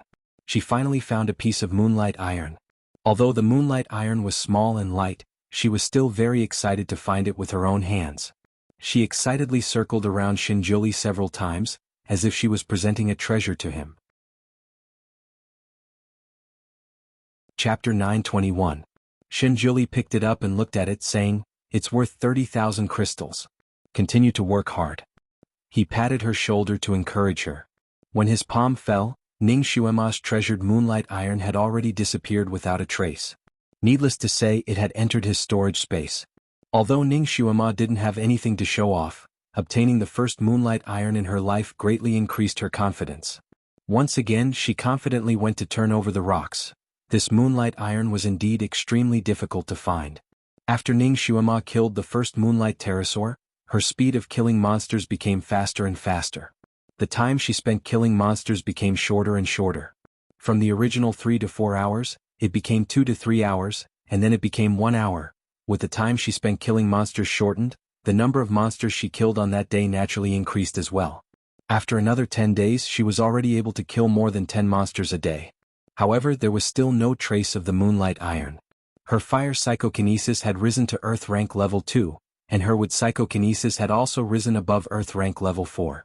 She believed that after training for another half a month or 20 days, she would be able to rise to Earth rank level 5. Although there was no trace of the Moonlight Iron, Ning Xuema wasn't anxious. This was an excellent place to level up. Even if she found the Moonlight Iron, she didn't want to leave for a while. Moreover, there was the great god accompanying her. With him by her side, she wouldn't encounter any real danger. There were endless kinds of delicious food, so she wouldn't go hungry. When she was exhausted, he would even massage her. After a massage, Ning Xuema couldn't help but sigh. No wonder everyone is racking their brains to worship the great god as their master. The great god really is a good master. She even gave him a thumbs up. Ning Xuema's heart was filled with emotions. Shinjuli was speechless. Did she think that he taught every disciple like this? How could he have the leisure to do that? Most of them were herding sheep to graze. However, the great god still accepted her sincere praise without reservation. That's natural. There's no better master in this world than me. He then added, I said that I would train you day and night. Naturally, I won't go back on my words. It seemed like when he officially accepted her as his disciple, he already had the intention of bringing her to the Moonlight Mountain to level up. On the 28th day after arriving at Moonlight Mountain, Ning Xuema finally found another piece of Moonlight Iron the size of a baby's fist. She weighed it in her hand. It was about half a caddy. In other words, with this Moonlight Iron she could finally report back to the queen. Ning Xuema seemed to see a large pile of crystals waving at her. She had finally escaped poverty and become rich in this immortal country. I won't be unable to afford a bun anymore. Do you want to continue? Shinjuli looked at her. Continue? Ning Xuema said without hesitation. There were still 2 days before her appointment with the queen, so she decided to try her luck again. She also wanted to find another piece of moonstone to make something for him.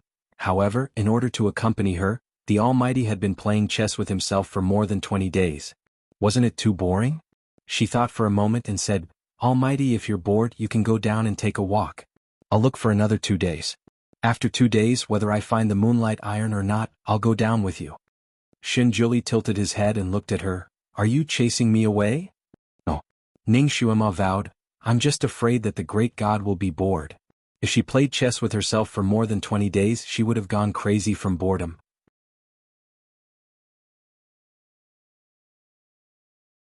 Chapter 922. Ning Xuema could now easily kill a moonlight pterosaur. As long as she was careful and didn't provoke a large wave of moonlight pterosaurs, she would be safe. Shinjuli ignored her and only replied, no. With her by his side, how could he be bored? He even felt a great sense of accomplishment as he watched her power rapidly increase. A month's time was finally up. On the 30th day, the god of luck finally visited her again. She obtained another piece of moonlight iron the size of a goose egg. The faint moonlight flowed on it like a tide, reflecting on Ning Xuema's happy little face, making her pair of bright eyes even more dazzling. Great God, how is this moonlight iron? Ning Xuema ran back to his side with a smile, holding the moonlight iron in her small hand and waving it in front of him. Shinjuli only glanced at it and made an evaluation. Good iron. This moonlight iron was also divided into purity levels like gemstones. The higher the purity, the more valuable it was and the brighter its luster. The piece that Ning Xuema had just obtained was very pure. It could be considered an extremely rare item. He looked at the moonlight iron and then looked at her. What are you going to do with this moonlight iron? Ning Xuema shook her finger and kept him in suspense. Heaven's secrets can't be revealed. If she said it in advance, there would be no surprise. She got what she wanted and was very satisfied. After stretching, she hugged Shinjuli's arm again. Okay, we should go down. Great God, let's go down. A month's time was up. It was time for her to go down and make money. Shinjuli was very satisfied. Since he and Ning Xuema had reconciled, she was becoming more and more like a child when she was with him. Unintentional physical contact with him was also increasing. The defense she had against him in the depths of her heart was finally disappearing. The two of them still flew over the inky black sea of clouds just like when they went up the mountain. This time, Shinjuli was much more relaxed when he carried her over. First of all, his telekinesis had basically recovered. Secondly, Ning Xuema's internal energy had also greatly improved, so naturally her body was much lighter. Naturally, it would be easier to fly with him. The two of them landed on the mountain they had come from earlier. Looking back at the moonlight mountain, Ning Xuema suddenly felt like she was dreaming. Guru, let's go back here after I finish my task, okay? Ning Xuema hugged his arm and refused to let go. This place was too good. Not only could he practice martial arts, he could also make a fortune while he was at it. Shinjuli looked at her sparkling eyes and shook his head. No, I can't. What? Don't bite off more than you can chew. You can increase the speed of your training, but you can't be too eager for quick success. Otherwise, it will backfire and harm your body. You should first digest what I have imparted to you. Fine. Ning Xuema also felt that she had been too impatient. Alright, then we'll go back after we complete our task. Good girl. Shinjuli patted her head and kissed her forehead. Just as he was about to take her away, he suddenly sensed something and turned to look to the left. Who's there? There was a dense forest on the left. It was silent in the forest and no one could be seen. Shinjuli waved his sleeve directly into the forest. Come out. His sleeve was like a flexible whip, and it quickly swept a circle in the dense forest. Whoa! A wolf howled and a wolf rushed out of the dense forest. It panicked and rushed to the edge of the mountain. It couldn't stop and directly rushed into the black clouds.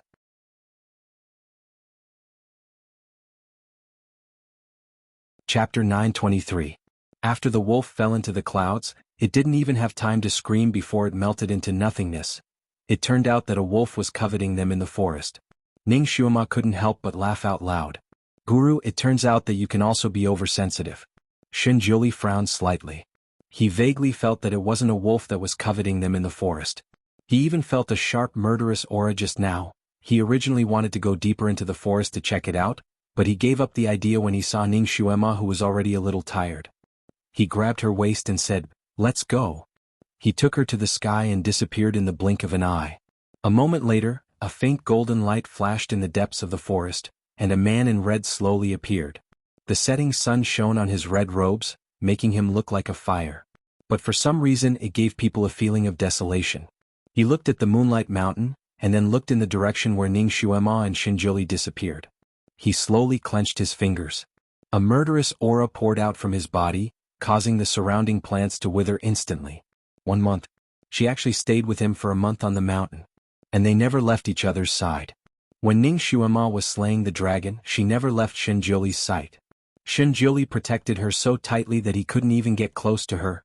He didn't want to waste all his previous efforts, so he couldn't show himself. He could only leave quickly and wait on the mountain peak. He knew that it was hopeless even if he waited here, but he didn't want to leave. He didn't want to leave before he saw them come down. They stayed on the mountain for a month, and he also suffered here for a month. When he saw them being so intimate, he almost couldn't control the murderous aura burning in his chest and almost exposed his whereabouts. Fortunately, he prepared a wolf in advance, or else the consequences would be unimaginable. Xinjiuli, he whispered with a hint of gnashing teeth, I won't give her to you in this life. Never. He fiercely flicked his sleeves and a golden light flew out. Everywhere it passed, it turned into a barren wasteland. He stretched out his hands and the black wave zither appeared out of thin air. The other 6 strings were fine, but the 7th string was even redder. The mountain wind blew, and the ghostly cries inside faintly sobbed with the wind. The man in red stretched out a snow-white finger and put it on the string. His sleeves suddenly filled with wind and fluttered. His handsome face showed a touch of pain, red and blue, as if he was sucking the ghost on the string. After a while, the bright red color of the zither string gradually faded, and the ghostly cries could no longer be heard. His handsome face turned a strange shade of red, but after meditating for a while, it returned to its usual sparkling white color. He gazed into the distance for a moment before his lips curled into a smile. His smile was like a flower blossoms in the spring breeze. Xinjiu, you will regret for what you did today. Momo, you will belong to me and only me. He simply sat on the ground and played the zither. Along with the sound of the zither, he sang, the sun rises in the east, red clothes like fire. The magnetic voice floated around the mountain peak with the sound of the zither. The queen was going crazy. Her brother Shui had been in seclusion in the secret room for a month. A month? He had never come out. She didn't dare to rush in to see and didn't even dare to disturb him. She was like an ant on a hot pan.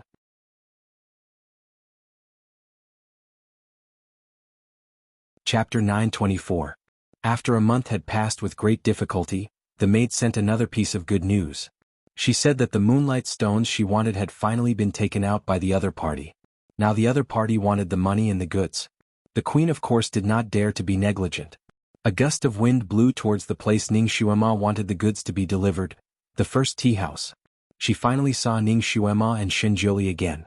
After not seeing them for a month, she was surprised to find that Ning Xuema's skills had increased by 2 levels. She focused on the cinnabar mole between Ning Xuema's eyebrows. That cinnabar mole was bright red. It was originally in the shape of a snowflake, but now it was gradually changing into the shape of a lotus. The queen looked at Xinjiuli beside Ning Xuema. She still could not see him clearly. That person's body seemed to be covered in a layer of invisible smoke, blurring his facial features. Even if she gathered all her energy, it was still useless. She could not deal with this person. Once again the queen was aware of this. This young lady's skills have increased so quickly. The queen wanted to exchange a few pleasantries first. Ning Xuema was in a hurry to go back, so she did not want to exchange too much pleasantries with her. She held a piece of moonlight iron in her palm. Your Majesty, this is the moonlight iron you wanted. The queen's eyes lit up. She raised her hand to take it. Ning Xuema waved her sleeve and avoided her hand. I wonder if your Majesty has brought the 40 million crystal beads? The queen was stunned. She coughed and said, I do have these crystal beads, but there are so many that you can't take them all, right? This king will store the crystal beads in the country's largest bank for you. You can take them whenever you want. She took out a stack of banknotes and handed it over. Ning Xuema did not take it. No, I only want the crystal beads, not banknotes. What a joke. This woman was the Immortal Kingdom's king. If she went back on her words, she could just give an order and these banknotes would become useless, turning them into a pile of waste paper. She would not fall for this trick. The queen looked at her. But there are so many crystals. Where are you going to put them? 40 million was not a small number. There were hundreds of boxes in total. Ning Xuema immediately looked at Xinjiuli. Guru? Shinjuli finally opened his mouth and said coolly, "Reveal the crystal." If it were anyone else, the queen would have been furious. However, when she looked at Shinjuli, she knew that she could not afford to offend him. She had no choice but to order people to go to the national treasury to get the crystal beads. 2 hours later, the 500 chests of crystal beads were finally brought over. They were piled high at the entrance of the tea house, attracting countless onlookers. Ning Xuema opened all the boxes and checked them. After confirming that there were no mistakes, she gave the moonstone to her with satisfaction. This kind of transaction naturally attracted a large group of onlookers. Although the citizens of the Immortal Kingdom did not know the truth, when they saw their queen give away such a large sum of money, they still felt pain for her. There were some who were angry, some who were shocked, some who were resentful, and some who scolded her for being a wastrel. The monarchy of this country was clearly not that strict. The citizens who lived here were still very bold. The power of the king was not like the ancient feudal kings who could use their power to kill people. Therefore, the queen's wastrel actions attracted the dissatisfaction of the citizens. There were many discussions in the surroundings. The queen was a little embarrassed. Her beautiful face turned red, but she did not say a word. After Ning Xuema finished counting the crystal beads and handed them over to the moonstone, she turned around and left. "Your Majesty, wait." Ning Xuema suddenly called out to her. "Is there anything else?" The queen turned around. Her tone was not good.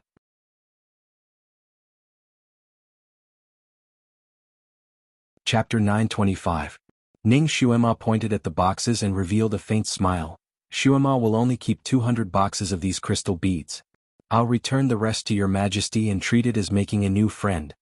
The queen was stunned and the surrounding citizens all sucked in a breath of cold air. She only kept 200 out of the 500 boxes. This meant that she only kept less than 20 million crystal beads and returned the rest for free. The queen finally slowly walked back and gave a deep bow to Ning Xuema. "Many thanks." She took out an exquisite-looking jade tablet from her sleeve and placed it in Ning Xuema's hand. "From today onwards, the two of you are honored guests of the Immortal Kingdom. The two of you can enter and leave the Immortal Kingdom as you wish. All of your expenses can be recorded on this jade tablet." With this jade tablet in hand, Ning Xuema had an endless cash card. She could spend as much as she wanted in the Immortal Kingdom. No matter where she went, she would be treated as an honored guest. The queen left with her subordinates and brought back the 300 large chests along the way. As for the 200 boxes of crystal beads Ning Xuema left behind, they disappeared with a wave of Shinjuli's sleeve. It was very clear that he had placed them in his storage space. The surrounding citizens finally dispersed. They were originally hostile towards Ning Xuema and Ning Xuema, but after Ning Xuema's actions, their hostility towards her disappeared without a trace. There were even some people who gave their specialty products to Ning Xuema to show their gratitude. After this, Ning Xuema quickly became famous in the Immortal Kingdom. Her name spread through the entire Immortal Kingdom at the speed of light. "You're very smart." Shinjuli looked at Ning Xuema with eyes full of praise. "That's natural. I'm the smartest." Ning Xuema did not hesitate to accept all of his praise. Although she had lost most of the crystal beads, she had gained the hearts of the people of the Immortal Kingdom. If she really accepted the 40 million crystal beads, she was afraid that she would no longer have a foothold in this place and would be ostracized by all the citizens of the Immortal Country. In that case, what was the point of having 40 million crystal beads? Even if a person spent a lot of money, he wouldn't be able to spend 40 million crystal beads. She might as well do him a favor. Anyway, this 10 million was enough for her to spend as she pleased. There was no need to add another 10 million for long hair. Ning Xuema pulled Shinjuli to store the crystal beads in the most famous banks of the Immortal Empire.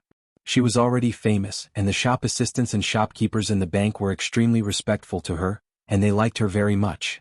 Ning Xuema didn't know that the spiritual energy flowing through these crystals was the key to supporting the Immortal Kingdom's existence. As long as these crystal beads were still in this country, they would be able to exert their power. It didn't care who its owner was. Now that Ning Xuema had stored all of these crystal beads in the Immortal Kingdom's bank, it was clear that she didn't plan on taking them away. Naturally, it wouldn't affect the country's fate and it wouldn't affect the citizens. All of the citizens let out a sigh of relief, and they were filled with gratitude towards Ning Xuema and Shinjuli. When Ning Xuema finished dealing with all of this, it was already night time. She wandered around the city, going from one store to another, and buying some rare things along the way. Since she had the Great God storage space, she didn't have to worry about not being able to take it all. The citizens of the Immortal Kingdom paid attention to her movements at the beginning, but when they saw that she was only shopping, they gradually lost interest in watching her and stopped paying attention to her.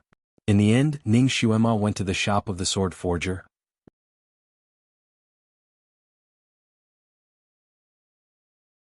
Chapter 926. Ning Xuema had the great god drink tea in the outer room while she pulled the blacksmith into the inner room. Then she took out another piece of moonlight iron and told him to make a moonlight flute for her. This was the only gift she could think of for the great god. The blacksmith happily agreed and put away the moonlight iron. Ning Xuema left him 50,000 crystal beads as a deposit before coming out with satisfaction. Once this flute was successfully made and she gave it to the great god, what kind of expression would the great god have? Ning Xuema suddenly had some expectations. She walked out with this kind of expectation, but when she saw the scenery outside, she was slightly stunned. The great god was still sitting there, not moving at all. When Ning Xuema came in, he was drinking tea in the outer room. But when she came out, she found that he was staring at a flute. That flute was shining as if it was surrounded by moonlight. It looked beautiful and noble with a faint mysterious feeling. Moonlight flute. He was actually holding a moonlight flute. Beside him stood a man wearing simple black clothes. He had sharp eyes and a handsome face, but there was a trace of vicissitudes between his eyebrows. "Master." The blacksmith behind Ning Xuema called out and quickly walked over. "Why are you here?" His voice was filled with respect. Ning Xuema couldn't help holding her forehead. There was a disadvantage to the Immortal Kingdom's immortality. You couldn't judge a person's age based on their appearance. The black-clothed man slightly nodded. "Little Luo, you've done well these past few years. You've managed this shop very well." The master and disciple clearly hadn't seen each other for many years, so they chatted for a while. Ning Xuema learned the identity of the black-clothed man from their conversation. He was the most famous blacksmith in the Immortal Kingdom, a legend at the peak. He didn't take on jobs easily, but when he did, he would definitely make a divine weapon. He used to be the owner of this shop, but 1,000,000 years ago he gave the shop to his disciple and went to travel. He had just returned this time. And this time he came here to ask his disciple to help him sell the moonlight flute because he was really too poor, so poor that he almost didn't have enough to eat. While the master and disciple were chatting, Ning Xuema moved closer to Xinjiuli and looked at the moonlight flute. For some reason, her heart suddenly skipped a beat. There was a strange feeling hovering in her heart. Whether it was the style or the length of the flute, it gave her an inexplicably familiar feeling. This was clearly her first time seeing it. The moonlight flute was perfect both in terms of material and shape. Xinjiuli used a cleaning spell on the flute. After cleaning the flute completely, he tried to play a few notes. The sound of the flute was clear and serene, like a small stream glistening under the moonlight, slowly flowing out. Ning Xuema's heart skipped a beat as if someone was squeezing it. He also felt dizzy for a moment, her body swayed slightly. Xinjiuli immediately pulled her to his side and looked at her with a frown. "What's wrong?" When he spoke, the sound of the flute naturally stopped. Ning Xuema's dizziness finally passed. She rubbed her forehead. "It's probably because I've been too tired these past few days." She was also a bit sleepy. After all, she had fought for so long in the Moonlight Mountain. Now that she relaxed, she couldn't hold on any longer. She looked at the flute again and felt a bit conflicted. "Great God, do you like this flute a lot?" Xinjiuli looked at the flute in his hand.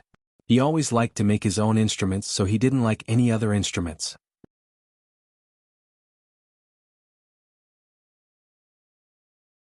Chapter 927.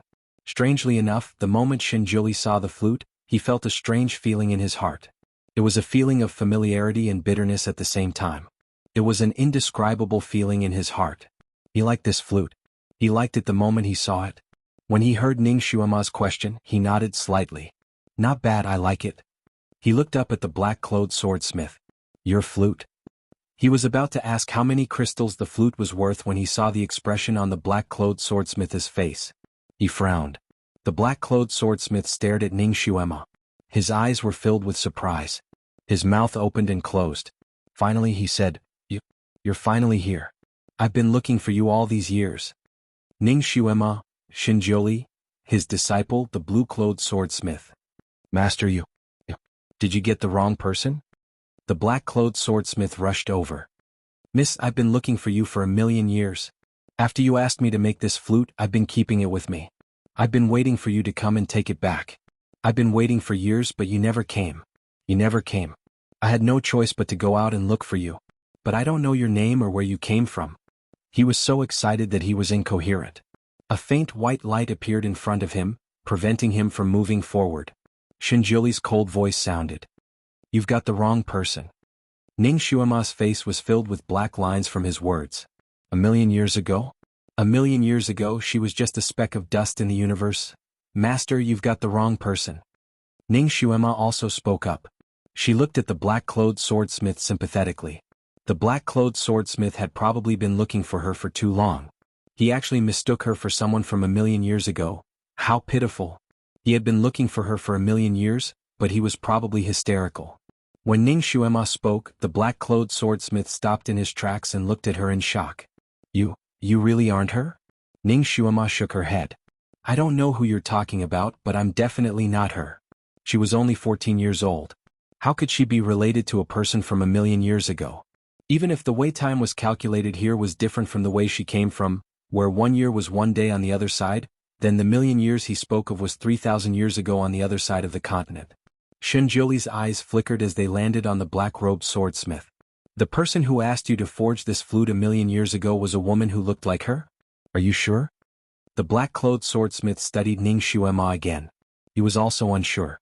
Judging from her figure and presence, she gives me the feeling that she is. He slightly lowered his eyes and a trace of sadness appeared in the depths of his eyes. At the time, that woman was wearing red clothes and a curtained hat on her head. It covered most of her face so I couldn't see her clearly. However, that woman really did have a great presence. Even if he couldn't see her face, he could still feel his heart beating wildly the moment he saw her. He couldn't move his eyes away.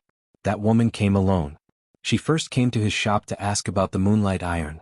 When she found out that this was a priceless item in the immortal country, something that couldn't be bought, she said that she had to obtain the moonlight iron before leaving. 3 months later, that woman finally appeared.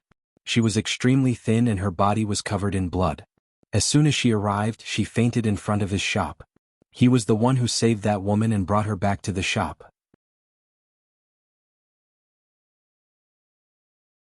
Chapter 928. The black-robed swordsmith invited a doctor to examine her and found that there were countless wounds on her body. She had fainted because she had lost too much blood and was too tired and malnourished. The woman was very strong. She only fainted for a moment. Before the black-robed swordsmith could muster up the courage to remove the hat that covered half of her face, she opened her eyes. Her eyes were extremely black and bright, as if they could see into one's heart. The black-robed swordsmith's heart instantly fell for her. The black-robed swordsmith was already famous at that time. Even the queen had to speak to him politely. Therefore, the black-robed swordsmith was very arrogant and did not take anyone seriously. He had never liked other women, but he fell in love with this woman of unknown origins. He felt that it was a gift from the heavens for this woman to faint in front of his door. However, he did not expect that after sending the doctor away, the woman would say something to him that would almost send him to hell. She took out a piece of moonlight iron of excellent quality and asked him to help her make a flute. She said that she wanted to save her husband. The black-robed swordsmith could not believe his ears. The woman looked to be about 15 or 16 years old. He did not expect her to already have a husband. The black-robed swordsmith felt as if he had been hit in the head with a bat. He was speechless for a moment. The woman was clearly prepared. When she took out the moonlight iron, she also took out a piece of paper with a drawing of a flute. The drawing was very detailed. The shape and size were all predetermined. He only needed to make it according to the drawing. The design of the flute was very complicated, and the patterns on it were also very complicated. The black-robed swordsmith was also very knowledgeable. After looking at the design for a while, he blurted out, "This looks a bit like the legendary soul-gathering flute. Could it be that your husband is already dead?" His words stunned the woman for a moment. Then she nodded. The soul-gathering flute did not look very special on the outside, but the internal structure was very complicated. There could not be a single mistake. It was not easy to make. Once the forging started, the swordsmith had to be completely focused. He could not take on other jobs. It was time-consuming and risky. The black-robed swordsmith looked at the moonlight stone that the woman had risked her life for. He did not dare to take on this job. Besides, apart from the moonlight iron, that woman didn't have a single crystal bead. She simply couldn't afford the deposit. The black-robed swordsmith wanted to refuse, but the woman knelt in front of him and said that she had to save her husband. she said that she had no other way out and begged him to help her. She said that she would think of a way to earn enough crystals to make this moonlight flute, so that he wouldn't work for nothing. After all, the black-robed swordsmith liked her and couldn't bear to see her begging so humbly, so his heart softened and he agreed. Creating this moonlight flute was not an easy task. Even with his ability, it would take him 50 to 60 years to succeed. The woman made a promise with him that she would come back to retrieve it after 60 years. Then the woman left with injuries. What the black-robed swordsmith didn't expect was that the woman never came back after she left. After he finished forging the flute, he waited year after year. He had been guarding this shop for 1,000 years. In the end, the woman did not appear again. Just like that, the black-robed swordsmith waited until he became obsessed. He really couldn't wait for the woman, so he transferred the shop to his disciple. Then he took the flute and went out to look for her. However, in the vast sea of people, he didn't know the woman's name or identity. He didn't even see the woman's true appearance. Where could he find her?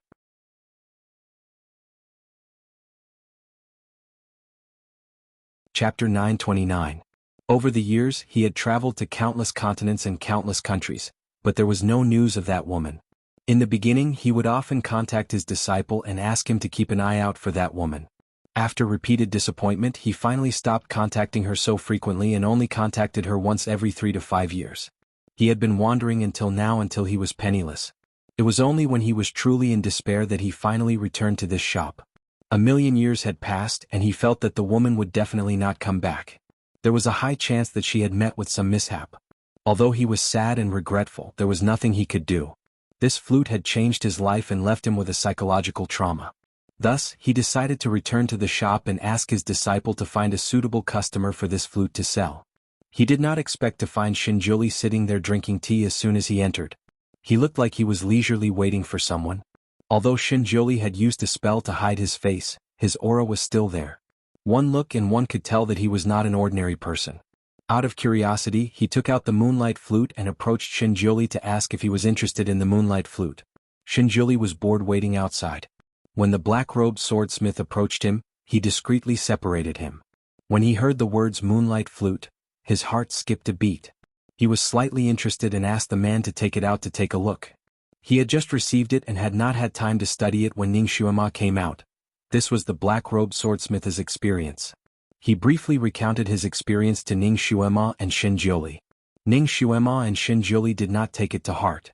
There were many people in this world who looked similar. It was not strange that the woman the black-robed swordsmith met looked very similar to Ning Xuema. Moreover, so much time had passed, and the black-robed swordsmith did not see the woman's appearance clearly. It was not strange that he mistook her for someone else. Ning Xuema took the moonlight flute in her hand and flipped it around a few times. This toy can gather souls and bring people back to life? To be honest, she didn't quite believe it. She felt a little sorry for that woman. She must have loved her husband dearly. That was why she fought so hard for even the slightest bit of hope. That was why she tried so hard to get the moonlight iron.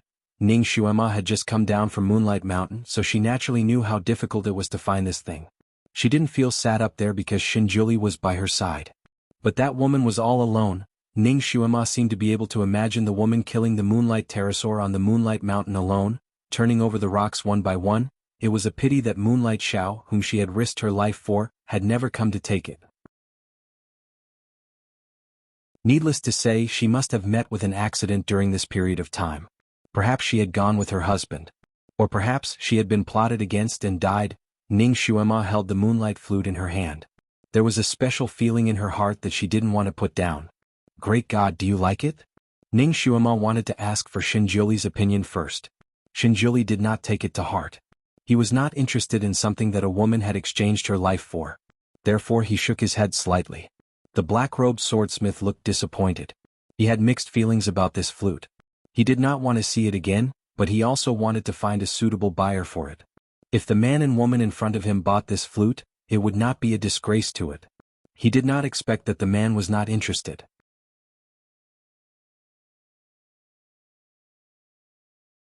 Chapter 930. The black-clothed swordsmith was about to take the flute when Ning Xuema spoke. How much do you want to sell this flute for? The black-clothed swordsmith was startled. You want to buy it? Ning Xuema nodded. Give me a price. If it's suitable, I'll buy it. The black-clothed swordsmith was straightforward. This flute was left behind by that girl. She promised to pay me 300,000 crystal beads as a processing fee, but she never came back. Now that you've taken a fancy to it and you look like her, it proves that this flute is fated to be with you. So, you only need to pay me 300,000 crystal beads as a processing fee. She did not expect this person to be so honest. Ning Xuema's impression of the black-clothed swordsmith improved. She took out a banknote worth 1 million crystal beads and handed it over. That girl owes you 300,000 crystal beads and made you wait for so long. Plus, you had a hard time finding her, so I'll give you 1 million crystal beads as compensation. 1 million crystal beads was enough for a person to live comfortably until they were old. The black-clothed swordsmith naturally liked it. He faintly felt that Ning Xuema was that girl's reincarnation. Now that she had accidentally taken back what belonged to her, it was only right for her to do so. Therefore he agreed. After thanking her profusely, he took the banknote worth 1 million crystal beads. Ning Xuema kept the flute and called the black-clothed swordsmith over. She whispered a few words to him before she left with Xinjiuli. After Ning Xuema and Xinjiuli left, the black-clothed swordsmith looked in the direction they disappeared in. Master, if you sell the flute, what if that girl really comes back? The blue-clothed swordsmith was very professional. He did not agree with his master's actions. She should be her. The black-clothed swordsmith suddenly said with certainty. Huh? The blue-clothed swordsmith raised his eyebrows, but she said that you recognized the wrong person. Also, that girl is really young. Her martial arts are not high either. That girl could find the moonlight iron alone that day. Her martial arts must be above the sky level. How can they be the same person? She should be that girl's reincarnation. The black-clothed swordsmith said calmly, I recognize the aura of her soul. It can't be wrong. Now that she has bought the flute, it can be considered returning it to its rightful owner. He yawned, all right, it's late. I should go back. Master, where are you going? Why don't you rest here? The black-clothed swordsmith was reluctant to leave. No need. I have a place to go. He turned to leave. The black-clothed swordsmith is to stay. His master had just made a fortune. With these 1 million crystal beads, no matter what mansion he wanted, he could easily buy it.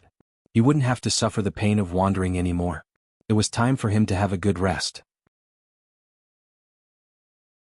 Above the cliff, swordsmith on. He of as to look as to sit to look on's twos to. The sound of clothes fluttering in the wind came from afar. In the blink of an eye, a black-clothed man ran over. When he was about to reach the red-clothed man, he stopped and bowed. Master. The red-clothed man slowly opened his eyes. His beautiful eyes flashed under the moonlight. How is it? His voice was magnetic and gentle like an elegant prince.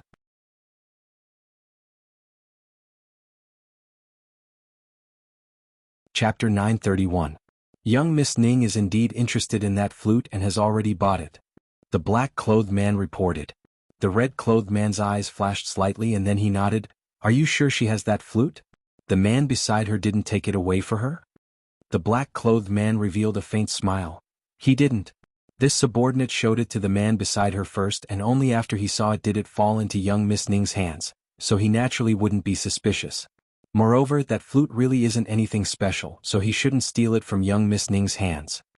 The red-clothed man let out a small breath and then waved his hand. All right, you can leave. The black-clothed man bowed and left, his figure gradually disappearing into the darkness. The red-clothed man slowly stood up and his lips curled into a faint smile.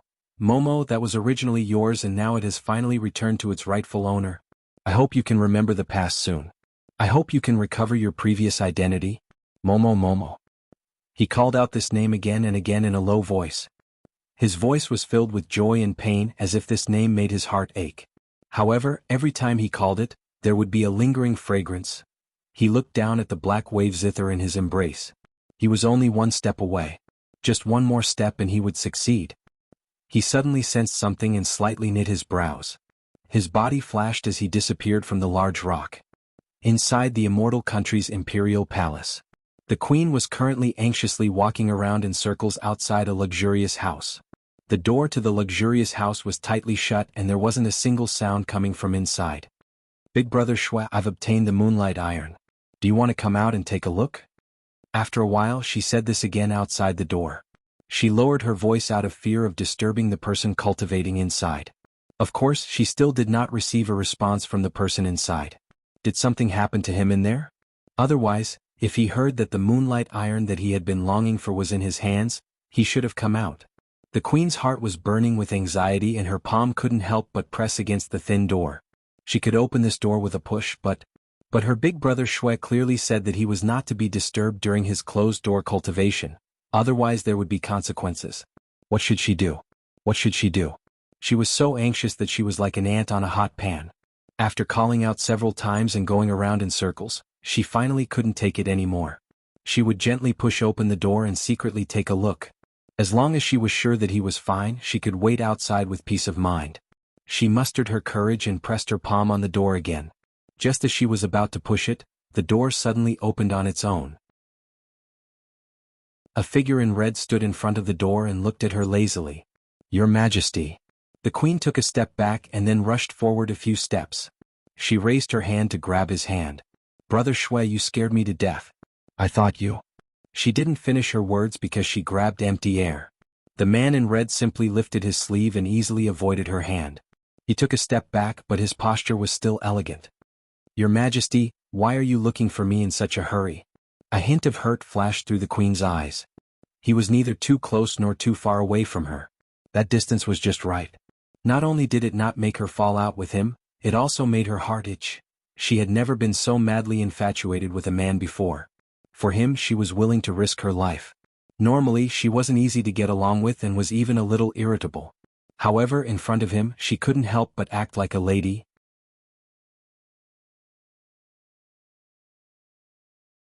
Chapter 932. Even when the queen spoke, her voice was soft and gentle. She only wanted to show her best side in front of him. When she first met him, she was only captivated by his beauty. The queen didn't care much about it, she only wanted to bring him into her harem and make him her most favored concubine, but she didn't expect that after a few days of interaction she would be completely captivated by him. For him, she disregarded the opposition of the people and dismissed her harem. For him, she spent a huge amount of money to build a magnificent palace that was almost connected to the sky. For him, she was criticized by the ministers. She had done too much for him, but she had never been able to get him. This man was obviously an expert in the field of love. He was very good at grasping a woman's emotions. His control of loosening and tightening was very good, making the queen willingly do this and that for him. However, he never promised her anything. Even the physical contact between them was very little. Like right now, the queen was originally anxious and angry because she couldn't get him to open the door. But after he smiled like a breeze, all her anger disappeared without a trace. Only a little grievance was left. "Brother Shui, I found the moonlight iron and wanted to call you out to take a look. But after calling so many times, you still didn't reply." Her tone couldn't help but have the naivety of a little girl seeing her lover, with a hint of anger. She was originally born very beautiful and had a lot of harem. She was also good at romance. At this moment, she was pouting her little mouth and acting coquettishly, which had a different kind of charm. "Didn't I say that I'm going to cultivate in seclusion and can't be disturbed?" The red-clothed man crossed his arms and looked at her with a smile that wasn't a smile. His deep eyes seemed to have light waves flowing, which was very captivating. "Ah Yuan, you shouted outside and almost caused me to go crazy." His face was indeed a little sickly pale. When the queen saw him like this, she immediately forgot the grievance in her heart and asked with concern, "It's my fault. Brother Shui, how do you feel now?" "I'm fine. I heard Her Majesty shouting outside the door, so I stopped a little too quickly. It's not a big problem." His smiling eyes stared at her. "It's my fault for causing Her Majesty to be anxious outside. It's best if Her Majesty doesn't get angry." No, Ah Yuan will never be angry with Brother Shui." The queen hurriedly confessed, all the resentment in her heart disappearing without a trace. She took out the moonlight iron that she had obtained with great difficulty and presented it in front of the red-clothed man. "Brother Shui, look, this is the moonlight iron you wanted." The red-clothed man took the moonlight iron in his hand and placed it flat on his palm. He stared at it for a long time before bringing it to his nose and sniffing it for a moment. He closed his eyes slightly. She was the one who had obtained this moonlight iron, and there was still a faint trace of her scent on it. "Momo, I never thought that you would be the one to bring me the moonlight iron. Is this fate? Or is it that the damned heavens are finally favoring me?" The queen watched him sniff the moonlight iron as if he was intoxicated, and a strange feeling arose in her heart. This moonlight iron had been in her sleeve the entire time, so it definitely had her scent on it. Her brother Shui had such a focused expression. Was he intoxicated by her scent? She blushed slightly. Brother Shui, what are you smelling? She coughed and was a little embarrassed. There's probably a bit of my scent on it. You don't dislike it? The red-clothed man opened his eyes and looked at her. He faintly smiled. I won't. Are you on? Thank you.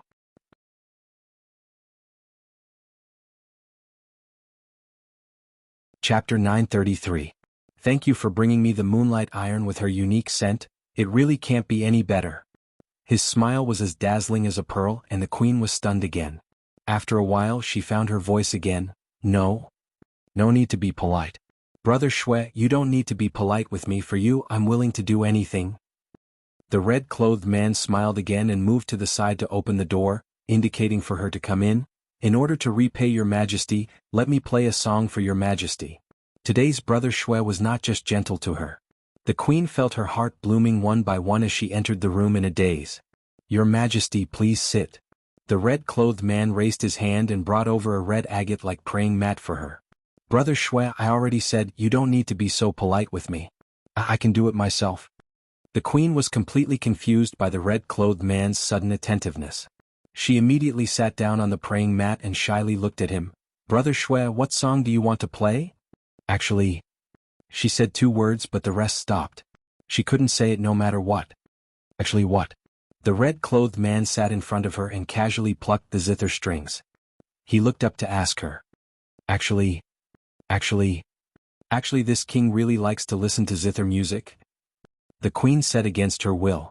She actually wanted to say, actually if you really want to thank me, then spend some time with me and fly together. But when she saw the red-clothed man's eyes that were like mist, she swallowed it back down and changed it to something high and mighty. The red-clothed man gently smiled. Since your majesty likes to listen to it, I'll play a few more songs. All right. The queen replied against her will again.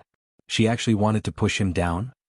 She wanted to make love with him even more. That would be the most ecstatic feeling in the world. The queen's mind was filled with lust and her eyes were so wet that it almost dripped with water. The man in red automatically ignored her flirtatious gaze and played the first note with a clang. The queen's body trembled and she felt like her heart was shaking along with the zither strings. She widened her eyes and straightened her posture, trying to make herself appear more elegant and enthralled. Brother Shui, you played really well. She took the opportunity to flatter and praise. The corners of the red-robed man's lips curled up slightly, but he didn't say anything. However, a hint of mockery rose in his heart. He had only played 1 note. This queen really spared no effort in currying favor with him. She didn't know that the music he was about to play was going to take her life. Since he had already obtained the moonlight iron, the queen was no longer of any use to him. It was time to simply abandon her. The sound of the zither rang out. At first it was like a spring breeze brushing past the ears, bringing with it a warm aura that swept across the earth. The queen was not good at music. She did not even understand this. But since it was played by her sweetheart, she felt that it sounded good.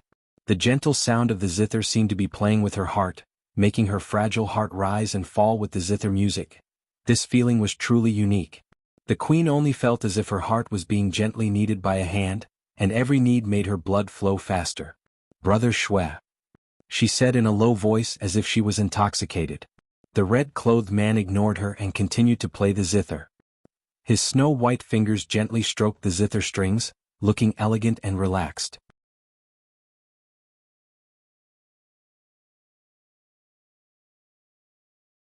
Chapter 934. Who would have thought that he would have killing intent like this? The sound of the zither came wave after wave, slowly increasing in speed. Very naturally, the queen's heart also began to beat faster. Gradually, she began to feel uncomfortable. Her heart began to beat like a drum, like a little girl seeing her sweetheart. She couldn't help holding her chest, trying to calm her fast-beating heart. Rather than saying that she was intoxicated by the sound of the zither, it was better to say that she was intoxicated by this spring wind-like feeling. Brother Shui, I really like you, she said in a low voice. She had already fallen into a half-daze, saying all the things that she never dared to say in front of him. I really like you like crazy. Whether you're cold to me or not, I like you. I like you so much that my heart hurts. The red-clothed man's fingers paused and the sound of the zither was slightly out of tune, but it quickly came back together. Brother Shui, do you know? I was once a queen that everyone praised. My subjects all loved me, respected me. But I was poisoned by you. I love you beyond cure. I am so infatuated with you, I can do anything for you. The subjects all say that you are a femme fatale. They want me to chase you out. But how could I bear to do that? I like you so much. The queen's voice became even more intoxicated as well as a bit of pain. The red-clothed man played another wrong note and finally looked up at her. Under the influence of the deadly zither, her face was already as red as an eggplant, but she did not realize it. That pair of watery eyes were filled with intoxication. They call me a fatuous ruler behind my back, calling me a loser. They even want to abolish me. But I don't regret it. Liking you, I don't regret it. The red-clothed man's fingers that were playing the zither stiffened and a faint light flashed in his emotionless eyes. He knew that as long as he played a few more notes, she would die from her heart beating too fast. This kind of death would not be too painful and the imperial doctors would not be able to find out. They would only think that the queen had died from a heart attack. This was the kind of death he had prepared for her.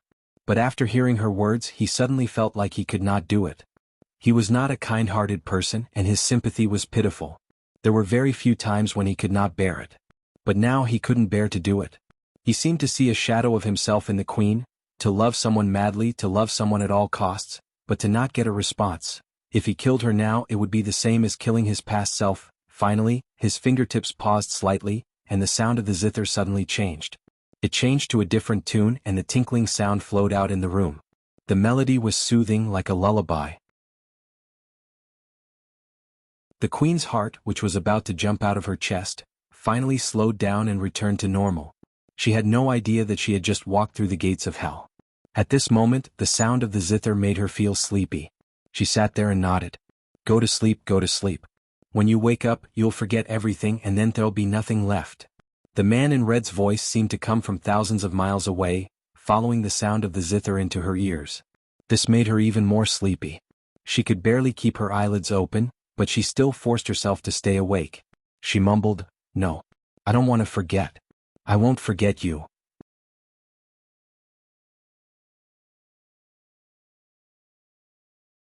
Chapter 935. The man in red didn't say anything. He just made the music more soothing and melodious. The queen was immersed in the sound of the zither. She did not realize that the melodious sound of the zither flowed out of the red-clothed man's fingertips and spread outside the palace. The maids and servants standing outside the palace all began to yawn. After yawning a few times, they fell asleep on the ground. In the end, the queen couldn't help but feel sleepy. She also fell asleep on the ground. The sound of the zither stopped faintly. The red-robed man stood up and walked slowly to the queen. He looked down at her with a complicated look in his eyes. After a while, he smiled gently. "Your Majesty, this is the first time I've been soft-hearted. You have to thank me. You're a little like me back then." His voice paused slightly and the corners of his lips curled up again. "Go to sleep. When you wake up, you will forget about my existence. Sometimes, forgetting is also a kind of luck." He seemed to feel something and his eyes were a little blurred. "But since I've remembered, the other related people should also remember.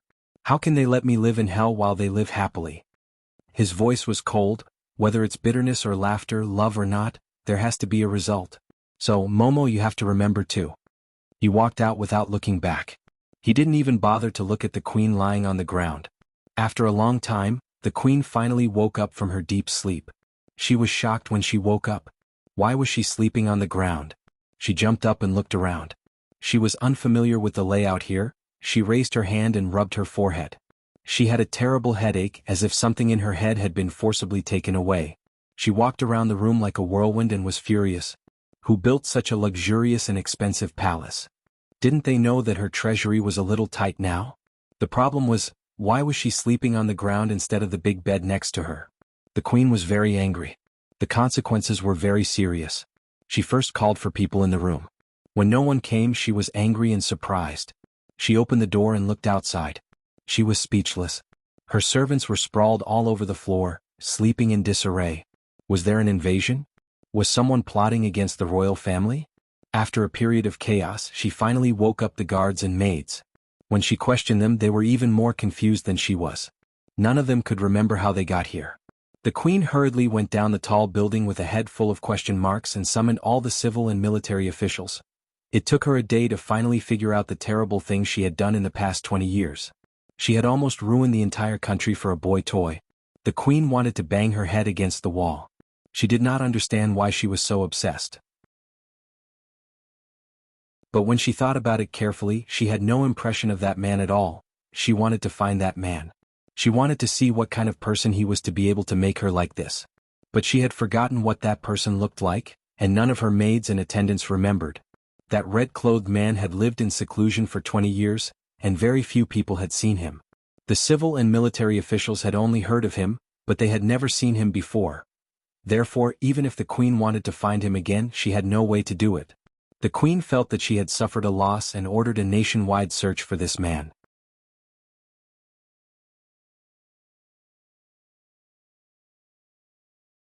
Chapter 936. However, when her subjects heard that the man was missing, they all clapped their hands in celebration. They were also afraid that their queen would fall into the man's gentle trap again and continue to do bad things. Therefore, when they searched for the man, they only did it half-heartedly and did not really look for him. No matter what, the queen returned to her original self. She was swift and decisive with countless concubines. However, the queen would occasionally dream of a man in red in the middle of the night. He was hidden in the fog and she could not see his face clearly. However, there was a familiar feeling of palpitations. Of course, these were the queen's afterwards. Ning Xuema felt that her days had been very magical ever since she followed the great god. For example, she stayed in the immortal kingdom for a whole month. When she returned to the Buddha Lotus Mountain, she realized that only 2 hours had passed here. The sky had just brightened and the white of the fish belly was showing. Ning Xuema followed the great god directly to the side palace where she was staying. The blanket was still there and all the items were in the same position. Even the plate of fruits on the table was still fresh and juicy. However, her level had increased by 2 levels in one night. When she went out and saw her fellow disciples from the Sun Moon sect, they would probably be shocked again. If the great god often brought her to places like the Immortal Kingdom to train, she would probably be able to reach Earth rank level 8 in less than 2 years in this world. She would become a strange existence again. Although only 2 hours had passed, she had been farming monsters for a month after all. She was still very tired. When she saw her big bed, she could not help but want to throw herself on it. Shinjuli directly grabbed her and said, "You want to get on the bed when you're so dirty?" Ning Xuema just remembered that she had not taken a bath for a month. Every time the great god used the cleaning spell on her, she really needed to take a bath. She simply hugged his arm and said, "Great god, can you send me to that hot spring again?" She liked that place more. Not only could she take a bath there, she could also take the opportunity to train. Shinjuli looked at her who was almost hanging on his arm. He pondered for a moment and asked, "Do you want to take a bath with me?" Ning Xuema was speechless. Take a bath with the great god? She didn't dare to imagine that scene. Before they took a bath together, he had been harassing her in all aspects. Other than the last step, he had taken all of her tofu. If they were to shower together, she would probably lose her virginity in the hot spring, giving her chastity to the great god. Now that she thought about it, it didn't seem like a bad idea anymore. Ning Xuema was shocked by her last thought, but then she felt relieved. She already understood her own feelings. She seemed to have fallen in love with him. When she was by his side, she seemed to have found her true self. She also found an unprecedented peace and happiness. She also slowly fell in love with his harassment of her. When he kissed her, she would blush, her heart would race, and she would even feel an electric shock. This should be the feeling of being in love? Although Ning Xuema had been in contact with a lot of men, she was still a greenhorn when it came to relationships. She had never been in a serious relationship before. Therefore, he didn't have much experience. Since she officially came into contact with the great god, she felt that she was often worried about gains and losses, often fussing over some small problems. She often couldn't let go of the small conflicts that she usually laughed off. She became a bit unlike herself. At first, she was not aware of her emotions, but later she became aware that something was wrong.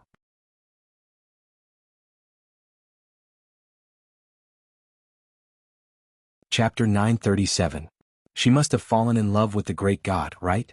Under the great god's intensive and powerful attacks, she seemed to have fallen into his hands. Ning Xuema was not a particularly pretentious girl. Since she recognized her own feelings, she naturally let go. So she couldn't help but have physical contact with him, couldn't help but want to hold his arm and walk. When she was beside him, she almost wanted to jump around. Even if she was a cool-headed secret agent, she was still a girl around 20 years old. When in love, she also liked to do what girls like to do. Of course, she was a virgin after all, even if her mouth was open, but when it came to real intimacy, she was still a little nervous. Of course, in her nervousness, there was also a hidden expectation. In the depths of her heart, she actually did not reject the real intimacy with the great god, but before it developed to that point, she still had the subconscious nervousness of a young girl. Recently she had been teased by the great god. When she heard his teasing words, she decided to counterattack. She raised her eyebrows. Okay, let's bathe together.